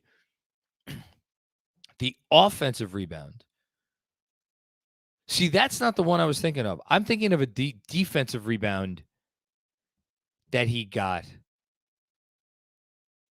4:23 offensive. I see it. And then it ended up in a 48 missed jumper. I'll go back and watch that, Dan. Thank you for pointing that out, because that wasn't the one that I forgot or that I remembered, but I will check. Thanks, Dan. Andrew Claudio clears throat. Steps to Mike. Ahem.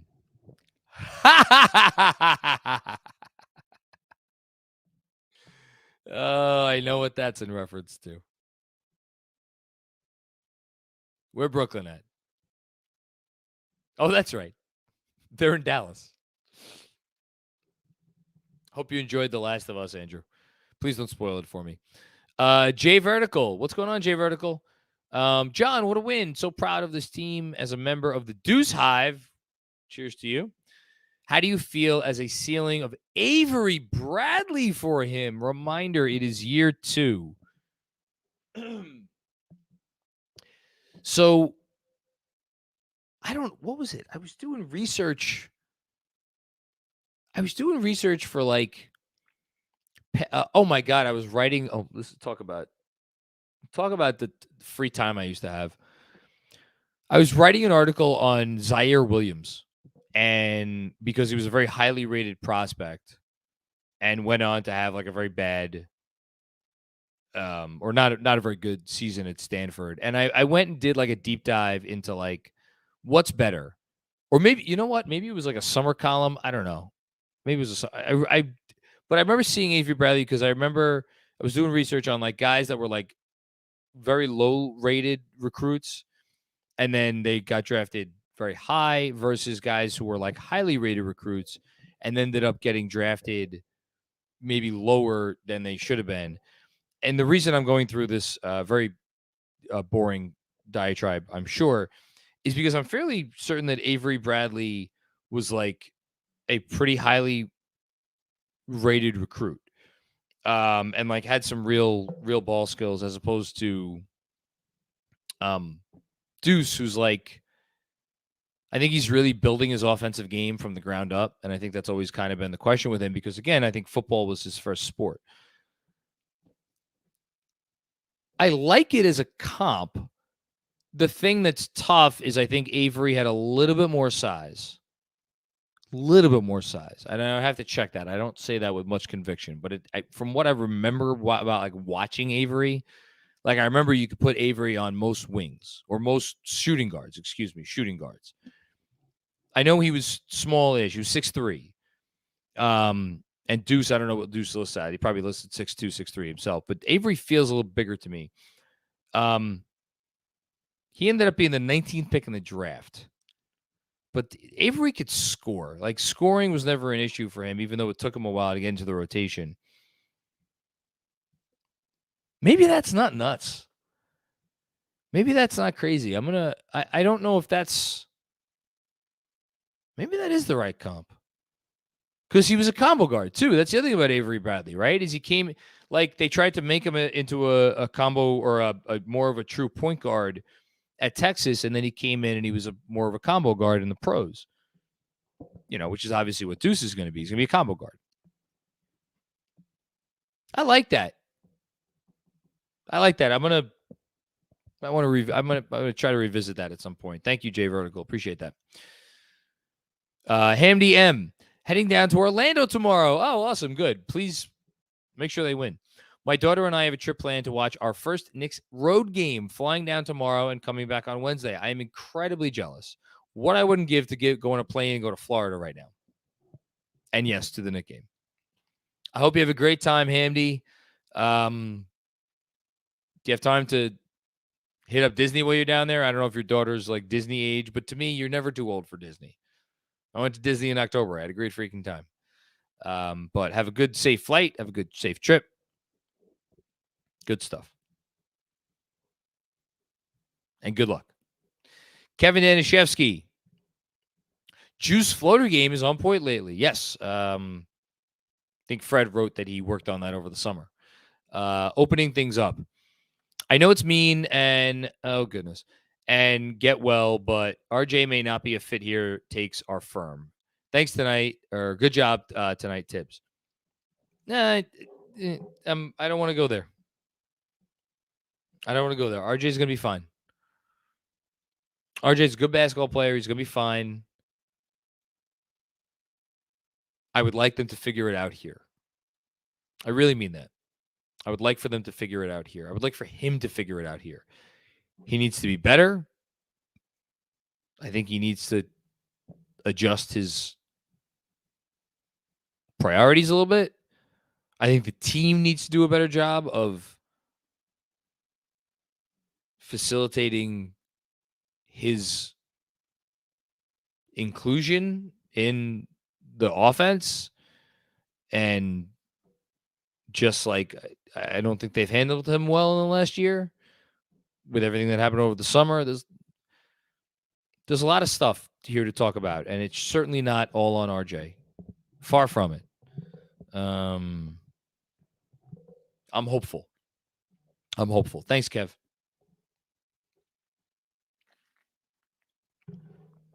Jeremy Chase. What if I told you 3 NBA greats moved to Brooklyn for the culture? 30 for 30 presents Escape from New York, the high comedy of the KD Kyrie Nets. My Lord.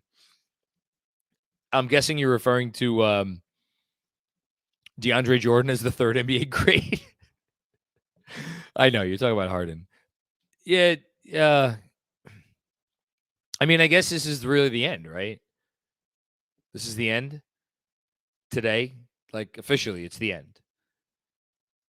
Like, I will never forget for as long as I live how I felt on June 30th, 2019. I was apoplectic.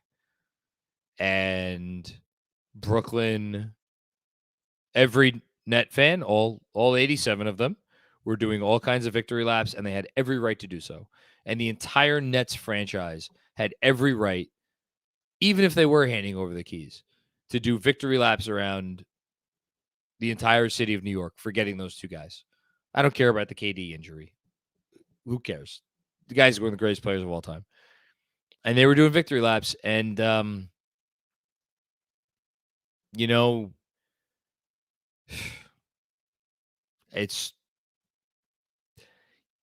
takes more than two guys to make a basketball team. And they handed their team over to those two guys. And it didn't work. I'm not shocked. I'm a little surprised. And I'm very happy. I'm very happy. Thanks, Jeremy. Bulldog Boxing Promotions. What's going on, man? Tibbs haters, where you at? Oh, trust me, they're still around. Stuck with hot hands and Evan and Deuce over Emmanuel Quickly and Grimes, who we love. No one on Knicks Twitter would have done that. You trying to get me to make snide comments about Knicks Twitter? Come on, why are you trying to get me in trouble? I'm doing so well here. It's sports commentary in 2023. It is what it is. If it wasn't this way, then I wouldn't be able to be doing what I'm doing. So I'm not gonna. So they're not gonna cast the first stone. Everybody's entitled to their opinion, but I think he pressed the right buttons tonight. To your point, and Deuce plus 34 and oh my God, is that real? Deuce was a plus 34 in 34 minutes. How did I miss that? Just an awful job by me that I missed that. I'm going to just confirm. Not that I don't believe you, but I'm going to confirm. Deuce McBride, man. I knew he had a good game, but holy shit. Deuce McBride plus 34 in 23 minutes. That's got to be up there for the high season highs and plus minus, right? Great job by Deuce. I'm actually going to check right now. All right, next, as I check Deuce's super chats or Deuce's plus minus. Flashy, what's going on, Flashy? Great talent, great showing of why Tibbs likes players like Deuce over Cam. Max effort. Hard work beats talent when talent doesn't work hard. Look, I've been trying to hold my tongue on the Cam thing because I like people commenting on why Cam Reddish is not in the rotation. And then those people who, again, many of those, if not all of those people, would like the coach to be fired as if even regardless of whether Cam Reddish existed or not. Then to use that as evidence or justification for like, you must fire this man today. I'm not getting on a soapbox right now. I'm not in the mood, but like, just I want to point out, we are commenting on situations about which we have a percentage of the available information, and it is not a big percentage. It is a small percentage about the available information. Because there's so much that goes into preparation and attitude and what kind of a teammate you are and how you prepare every night and how you walk into practice and how you conduct yourself in all manner of ways. To say nothing of the fact that the last game that we saw him play in uniform for the Knicks, he was a player who might have written trade me on his sneakers. The way he played that night. And there are other franchises and different coaches for which you could get away with that shit. And once upon a time, we were the poster child for that franchise where guys could go out and give that level of effort. Not the effort Deuce gives, but the effort Cam gave in that last Dallas game, the last game he saw the court. And, it's the Knicks. Yeah, it's fine. And now we have a coach who doesn't stand for that, who wants to put guys like Deuce and Grimes and Quickly and like guys who play the right way. And, people want to fire him for that.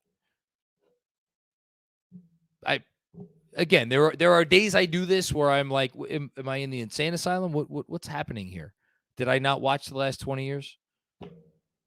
Or whatever, you know what I mean?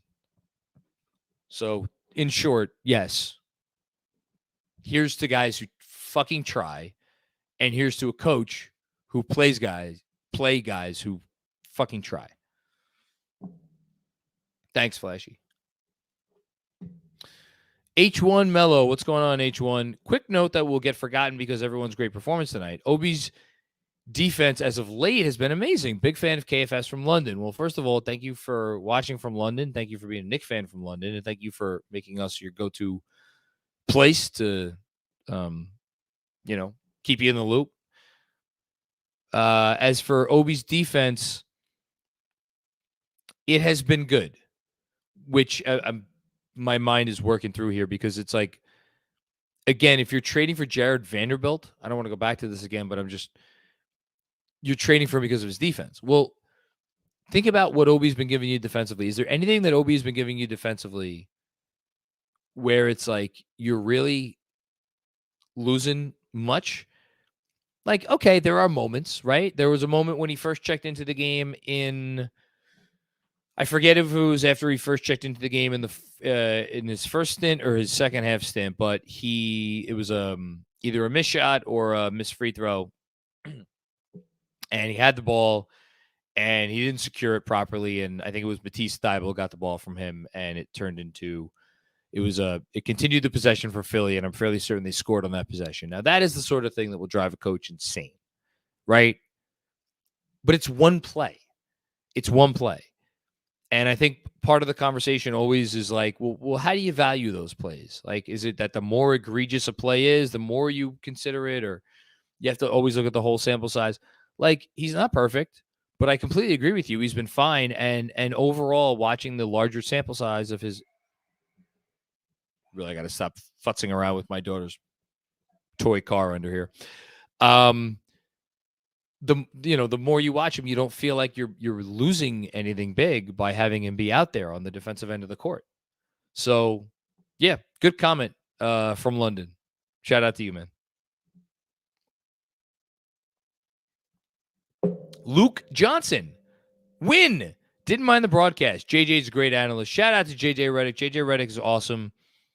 I'd like to get JJ Redick on the Knicks Film School podcast. Andrew, maybe we could work on that. I thought he did a really nice job. And I got to say, people are going to kill me for this. And they're going to think I'm doing it because he came on the podcast. I didn't hate RJ tonight. I didn't hate Richard Jefferson. I actually thought he was, even when the Knicks were getting murdered in the beginning of the game, he was like, he made sure to add contacts like the Knicks played last night. They had a heartbreaking loss. And he was like trying to keep it positive. Appreciated that. But I think JJ, I don't know. JJ Redick, he kind of gives me a little bit of the Tony Romo vibes as far as a color guy in the booth. Well, not literal booth for basketball, but like I get the Romo vibes. I think I'd love to see him eventually work his way up to doing national broadcasts. I think that'd be really cool. Thanks, Luke. Sam Garcia with another one. I hope Danny Ainge was watching tonight. Come on. Screw Danny. Let trader Danny spend the trade deadline with his right hand for once. Deuce McBride's previous season high in terms of plus minus, by the way, was plus 19. So he blew that motherfucker out of the water. He was plus 34 tonight. Great job by him. Really. Danny Gardner. Hi, Danny. How are you? I hope all is well.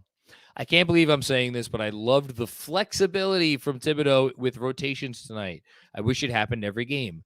Separate, I love Joe Tsai for not wanting to send Kyrie to LA. That's a good one.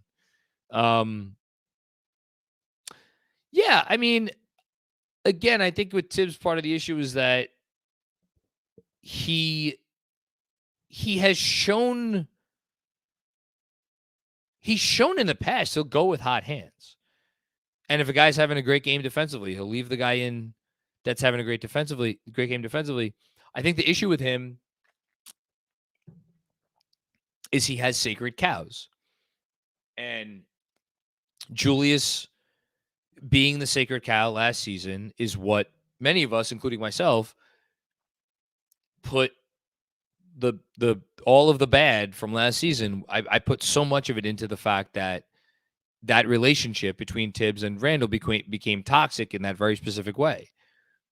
By and large, though, I do think Tibbs is pretty good about subs and now. This does not go for last season when he kept riding with the starting lineup past the point of no return, and it got to the point of insanity. But I also think that was later in the season, and I think there was something more going on there, especially with Kemba, and it was a bad state of affairs with the front office. But whatever, he has to own that. The point is, this has not been a strength of his by and large, but I do think he has the ability to do it, and I'm happy he did it tonight. So yeah. Good stuff, Danny. Appreciate that. Robert Cross. First time, long time, John. I need to acknowledge that Tibbs has his team prepared and competitive on most nights. Hashtag Sunday special. Hashtag 53 wins. He doesn't have them prepared and competitive on most nights. He has them prepared and competitive on every night. This is the one thing I will go to. I cannot give you leeway here. He has so many faults as a coach. Faults that I don't feel comfortable speaking about because I think it's all part of a larger ecosystem and I'm not behind the scenes.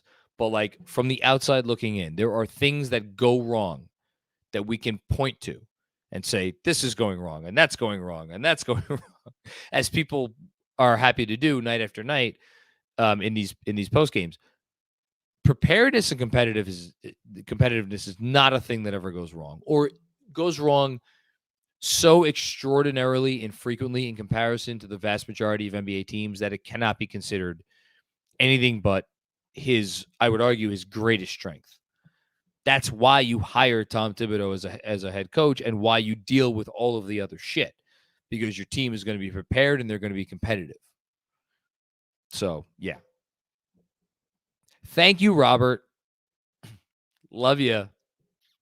Hope Oregon's treating you well. Jessica with another one. As head of the Luka fan club, how do you think he's going to deal with Kyrie?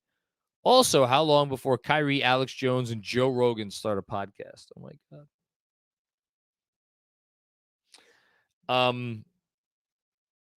I think Kyrie is right where he belongs. I can't wait for the first photo op between Kyrie and Ted Cruz. That's going to be fun. As for Luka, I find it very interesting that there are reports that have emerged today which state that the Mavs are not necessarily going to offer Kyrie Irving a long-term contract. Which speaks to me, or says to me, that they perhaps are unsure about how Luka Doncic is going to deal with Kyrie Irving and how Kyrie Irving is going to fit on their team. And the reason I find that so interesting is that they dealt today Spencer Dinwiddie. I don't know. Is he an asset? I don't know if he's an asset, but he's a good player on a deal that I think if you ask most teams, hey, if you didn't have to sacrifice other talent on your roster, would you want Spencer Dinwiddie at $20 million next year on a 1-year deal? I bet you some teams would say yes. He's a good player. Dorian Finney-Smith, bargain contract, good player. 2029, unprotected, first-round pick. Big fucking deal to send that pick out, which is all to say this.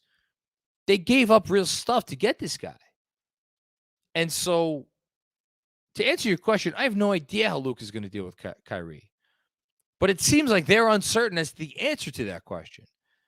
And for them to make this trade and be uncertain about the answer to that question, I understand if they let Kyrie walk, it still opens up cap space. And I understand they still have a lot of draft assets and they got Josh Green to put together some sort of a package for another star. I get all of that.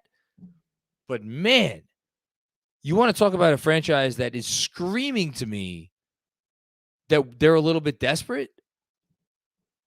It's the Mavs right now. Because if he fucking walks, or if it doesn't go well, and they don't want to give him a 4-year contract, what are you doing this summer? Are you overpaying your own guy, Christian Wood? Are you praying that like Fred VanVleet will take all of your money?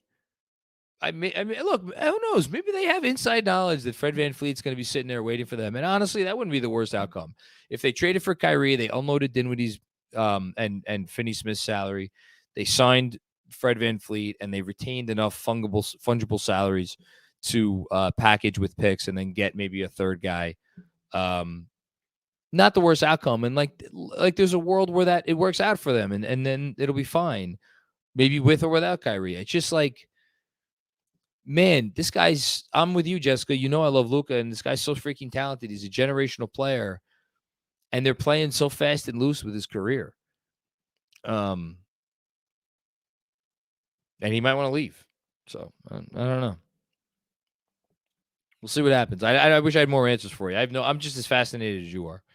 Thank you, Jessica. Appreciate that. Forgotten NYC with another one. Does Kyrie trade make Brunson a replacement all-star? In my book, it does. I think so. I think it's him or Siakam. And it just depends on what the voters value. Is Pascal Siakam on paper having a better year than Jalen Brunson? Yes. By the slightest of margins. Yes. Like, is Jimmy Butler a better player than Jalen Brunson? Yes. But it seems like when the coaches voted, they valued games played and they valued winning. So if you're a coach and you value games played and you value winning, it's an easy decision. It's the guy that plays for the Knicks. Thanks, Forgotten. Appreciate it. Tom Cappuccini, who's up for a game of flag football? LOL. I turn on the TV and I'm like, this isn't a sport. It's the Entertainment and Sports Network. This is neither entertaining nor a sport. What are you doing? Awful. Awful job. Terrible. Egregious. Fire everybody. Thank you, Dom. Sam Garcia's mom, of course, we have to get. I wonder where Sarah Garcia's dad is. I don't know. Rep for Garcia family tonight. Sam's dad is in L.A. for the Grammys. Oh, congratulations. I hope he's having a good time. I did not know the Grammys were happening. It's a bad job by me. Off topic. Sam turns 21 on February 25th.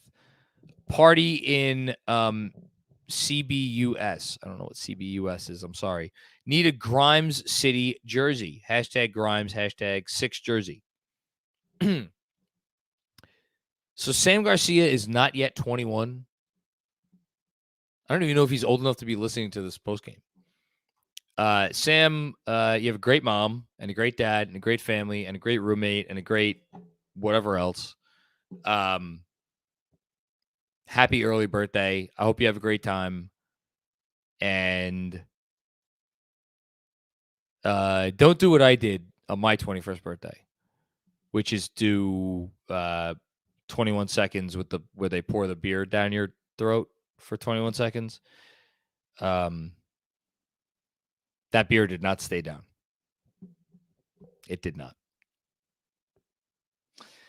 Okay. Thank you, Sam Garcia's mom. Frank Miranda. Hey, Mac, it's your boy Frank from Patreon. Our KD dream is still alive, brother. Don't group me into that shit. That's your dream. That's not my dream. That's your fucking dream. Hashtag F them picks.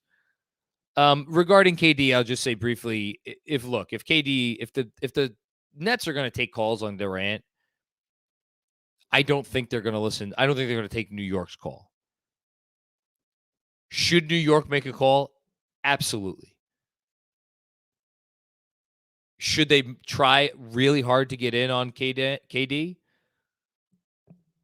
Yeah. Yes, I think they should. He's amazing.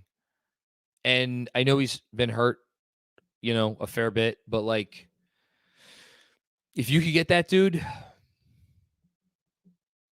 I'd take the chance. Has to be, you have to, though, when you make the trade, you have to have everything set. It's not like, all right, let's trade for KD and then we'll worry about problems X, Y, and Z later. No, no, no, no, no, no, no. Everything has to be in place. I think some things are in place. I don't think everything is in place. Got to get everything in place. And then if you could trade for him and then you're like, all right, we have a contending team, then you do it. And you let the chips fall where they may. Thank you, Frank. Haitian Ferg, credit to Evan's professionalism, credit to staying ready without complaint. Cam could use some of that. Evan showed character, solid play all around tonight. Completely agree.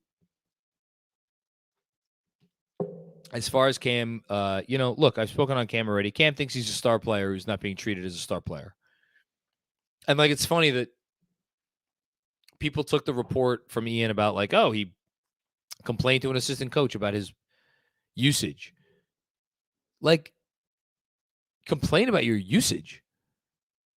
You think Deuce McBride's complaining about how he's used? You think Emmanuel Quickley ever complained about how he's used? You think Quentin Grimes ever complained about how he's used? You think Jericho Sims ever complained about how he's used? Fuck, my God. The guy in the league who has the biggest excuse to complain about his usage, Obi Toppin. You think he's complained about how he's used? You're going to complain about your usage? Because you want what? More shots? You want more creation opportunities? Because I guarantee you that's what it was. Come on. Give me a break. Evan Fournier, the guy's been in the fucking Olympics. He hasn't complained. That's what being part of a team is about. That's what team is. Team first. So you'd me first or team first? If you're me first, I don't want you to play for my team.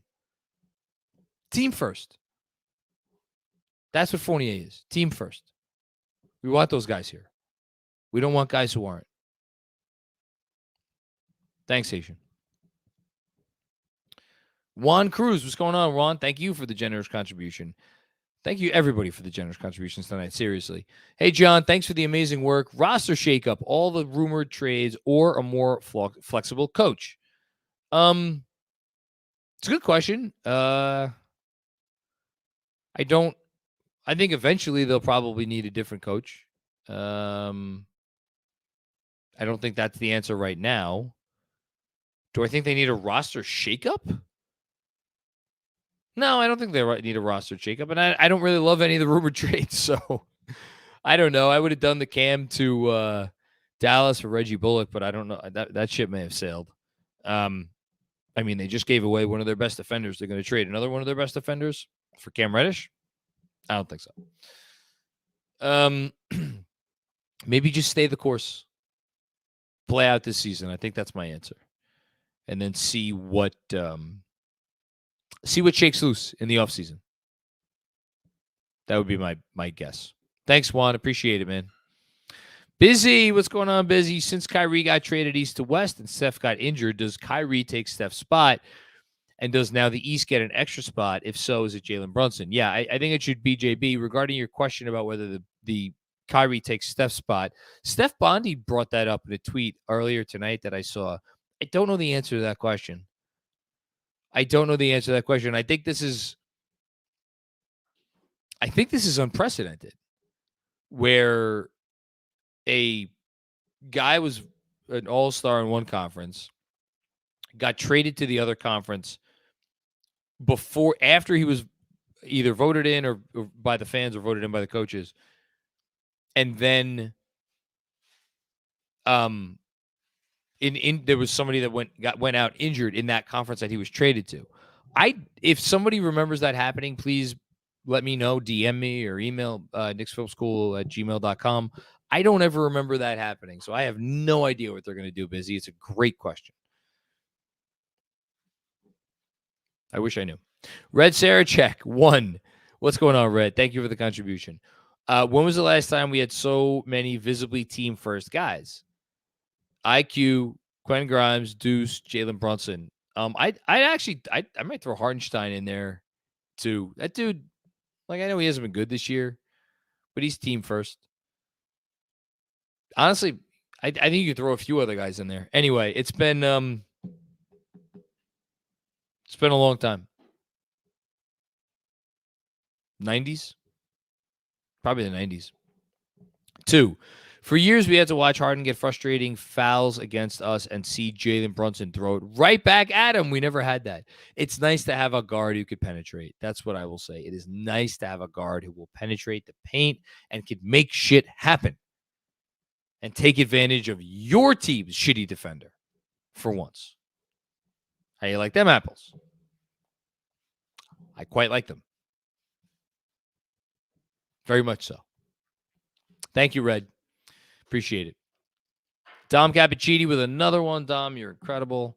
If JB is going to replace Kyrie, the Knicks got to win 3 of their next 5 games, move up to the 6th seed, and mostly behind Jalen Brunson. Sorry, but you can't have 2 All-Stars at the 7th spot. So go fucking get it, Jalen Brunson. I don't know about that. I mean, again, like here is what is happening as these games continue. Harden is playing more minutes, so the gap between him and Brunson, at least as a percentage of total minutes, is closing. Same thing with Jimmy Butler. And Pascal Siakam, though, his team, are they going to win some games? They're going to lose more games? Because I really do think they factored in Toronto's record into this. I don't know who his biggest competition is, but I could see them going. So you're saying if they go 2-3, it makes a difference as opposed to if they go 3-2? I don't know. Just keep doing what he's doing. If he keeps doing what he's doing, I think he's got a good chance. And also, I think the league is going to announce the replacement probably pretty soon after the trade is made official. And I would not be surprised if the trade is made official very soon, if it hasn't been made official already. Thanks, Tom. Appreciate that. Appreciate everything from you, man. Seriously. Will Oliver with another one. Hello again, Will. I hope you are well. Thanks for the love, John. Means a lot. Apologies for making things emotional around here. You don't have to apologize for that. I get emotional on my own, so it's not you. Appreciate the forum for venting. Been a brutal day. Yeah, I can imagine. I can't imagine, actually. I lost 3 of my grandparents when I was very young.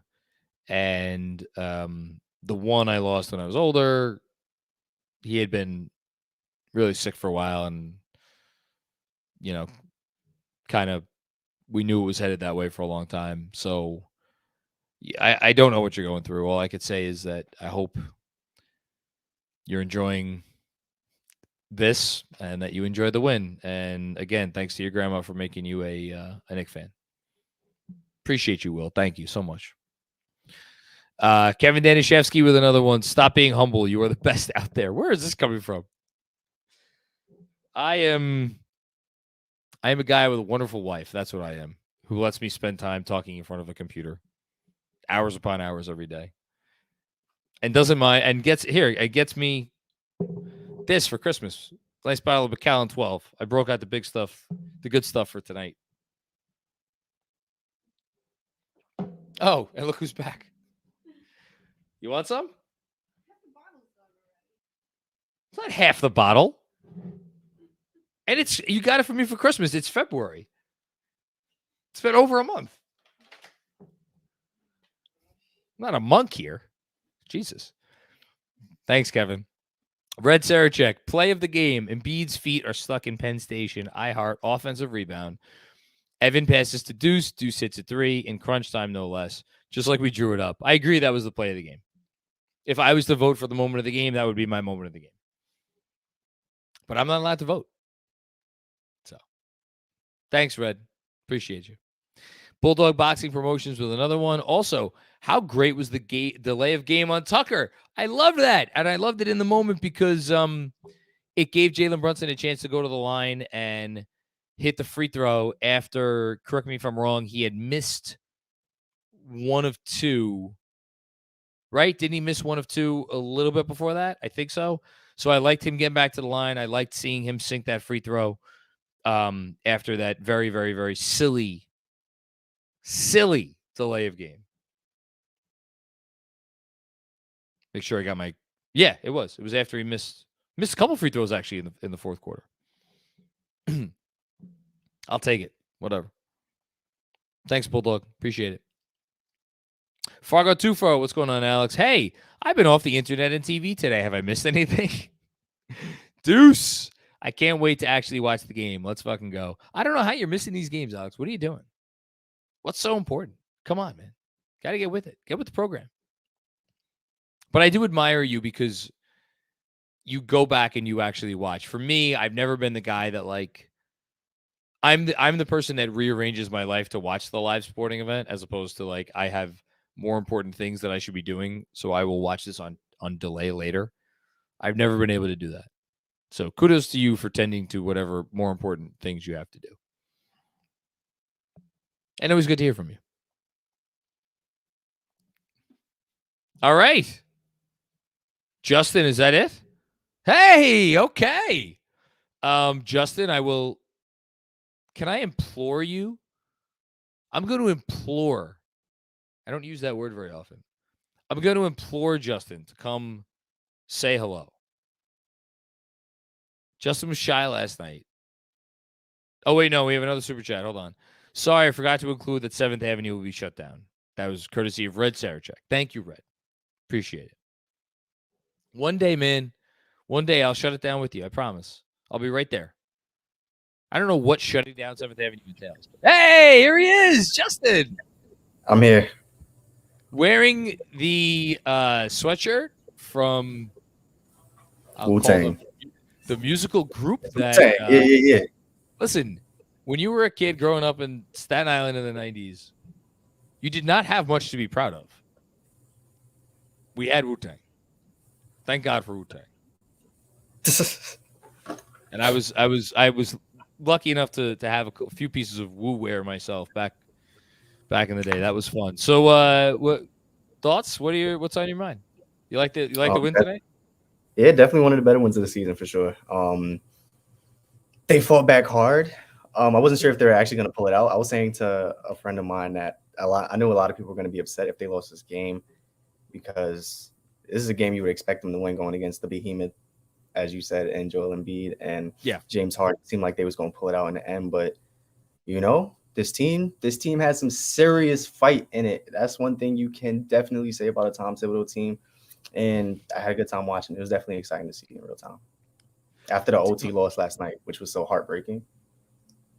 Heartbreaking is a good word for the OT loss last night. It was hard. It really was heartbreaking. I felt so much for I went back and because I had to clip some of the plays for the newsletter, and I went back and watched the last possession of regulation several times, and Julius's reaction in particular was it was heartbreaking. As for like this game, and you just said something that made me think of like, when did I actually think that they were going to win this game? So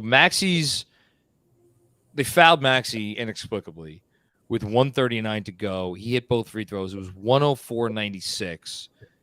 And that's when Randall turned the ball over, but then Melton turned the ball over, and that's when Brunson stepped out of bounds. At that moment, I'm like, they're going to lose the game when they had the chicanery with bringing the ball up and all of the nonsense. And then Harris missed the layup, and then Embiid fouled McBride, and McBride made one of two free throws. Even after he made one of two free throws, I was like, okay, they're up 9 with 1:09 to go. They could lose this game.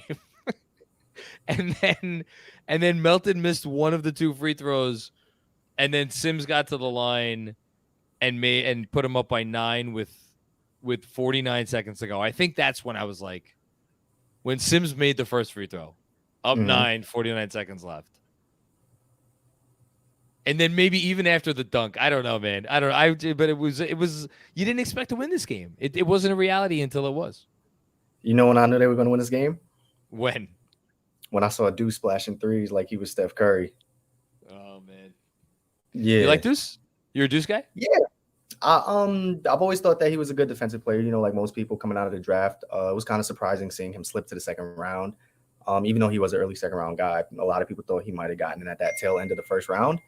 But I was excited that he came to the Knicks, and I was excited about the potential. I was paying attention to his stats in Westchester. I was seeing his offensive growth, how strong he was down there. You know, you hope when you send a player to the G League, you hope to see them go down there and do the things that he was doing. He was leading the team in scoring, you know, assists, leading them to wins every so often. The Westchester Knicks have really become a big developmental ground for a lot of our young players. So it was good seeing him go down there and get those reps, because we knew the possibility of him coming in for Tibbs, such a defensive-minded coach, was high, you know, somewhere down the line along the season. So now that he's actually getting those minutes and he's showing what he was showing in Westchester now, you know, the shot wasn't falling early at first, but now that it's falling, I have nothing to say about it. I have no complaints. You know, a lot of people were complaining about his offensive production over the last couple of weeks, but I knew in time that would come. So I'm excited to see where he's going, and I like seeing him on the court. I want him to stay in the rotation, barring some trade that I don't envision being a reality. I don't think it's going to be worth it to take him out of the rotation. And kudos to the organization. They have 2 players currently in their 9-man rotation who are not products of the G League, but like put a lot of time in the G League, in Sims and Deuce. So, you know, credit to them for that. And yeah, it's a good situation right now. This was good. I'm glad they got this win. Thank you for producing. Anything else you want to say before we get out of here? No, we had a really long stream. Appreciate all the support. Appreciate all the contributions. Let's go Knicks. Giddy up, man. I love it. Okay. Final reminder to anybody who may have missed it before, because it was like an hour ago, I will be live the next 3 days around lunchtime. Yes, I'm being purposefully vague because I'm not 100% sure of what my schedule is going to look like. It's going to be around noon. So check Twitter. We'll send out alerts and all that good stuff. And I'll be talking whatever rumors, trades, anything that happens during the day. So you can come on, check that out, or check it out afterwards in podcast form or on YouTube. Thanks, everybody, for the contributions. Thanks, everybody, for coming to watch from all over the world. We appreciate you. We love you. We love you being part of this community. And we will see you again very soon. Giddy up. Peace out. Yes, sir.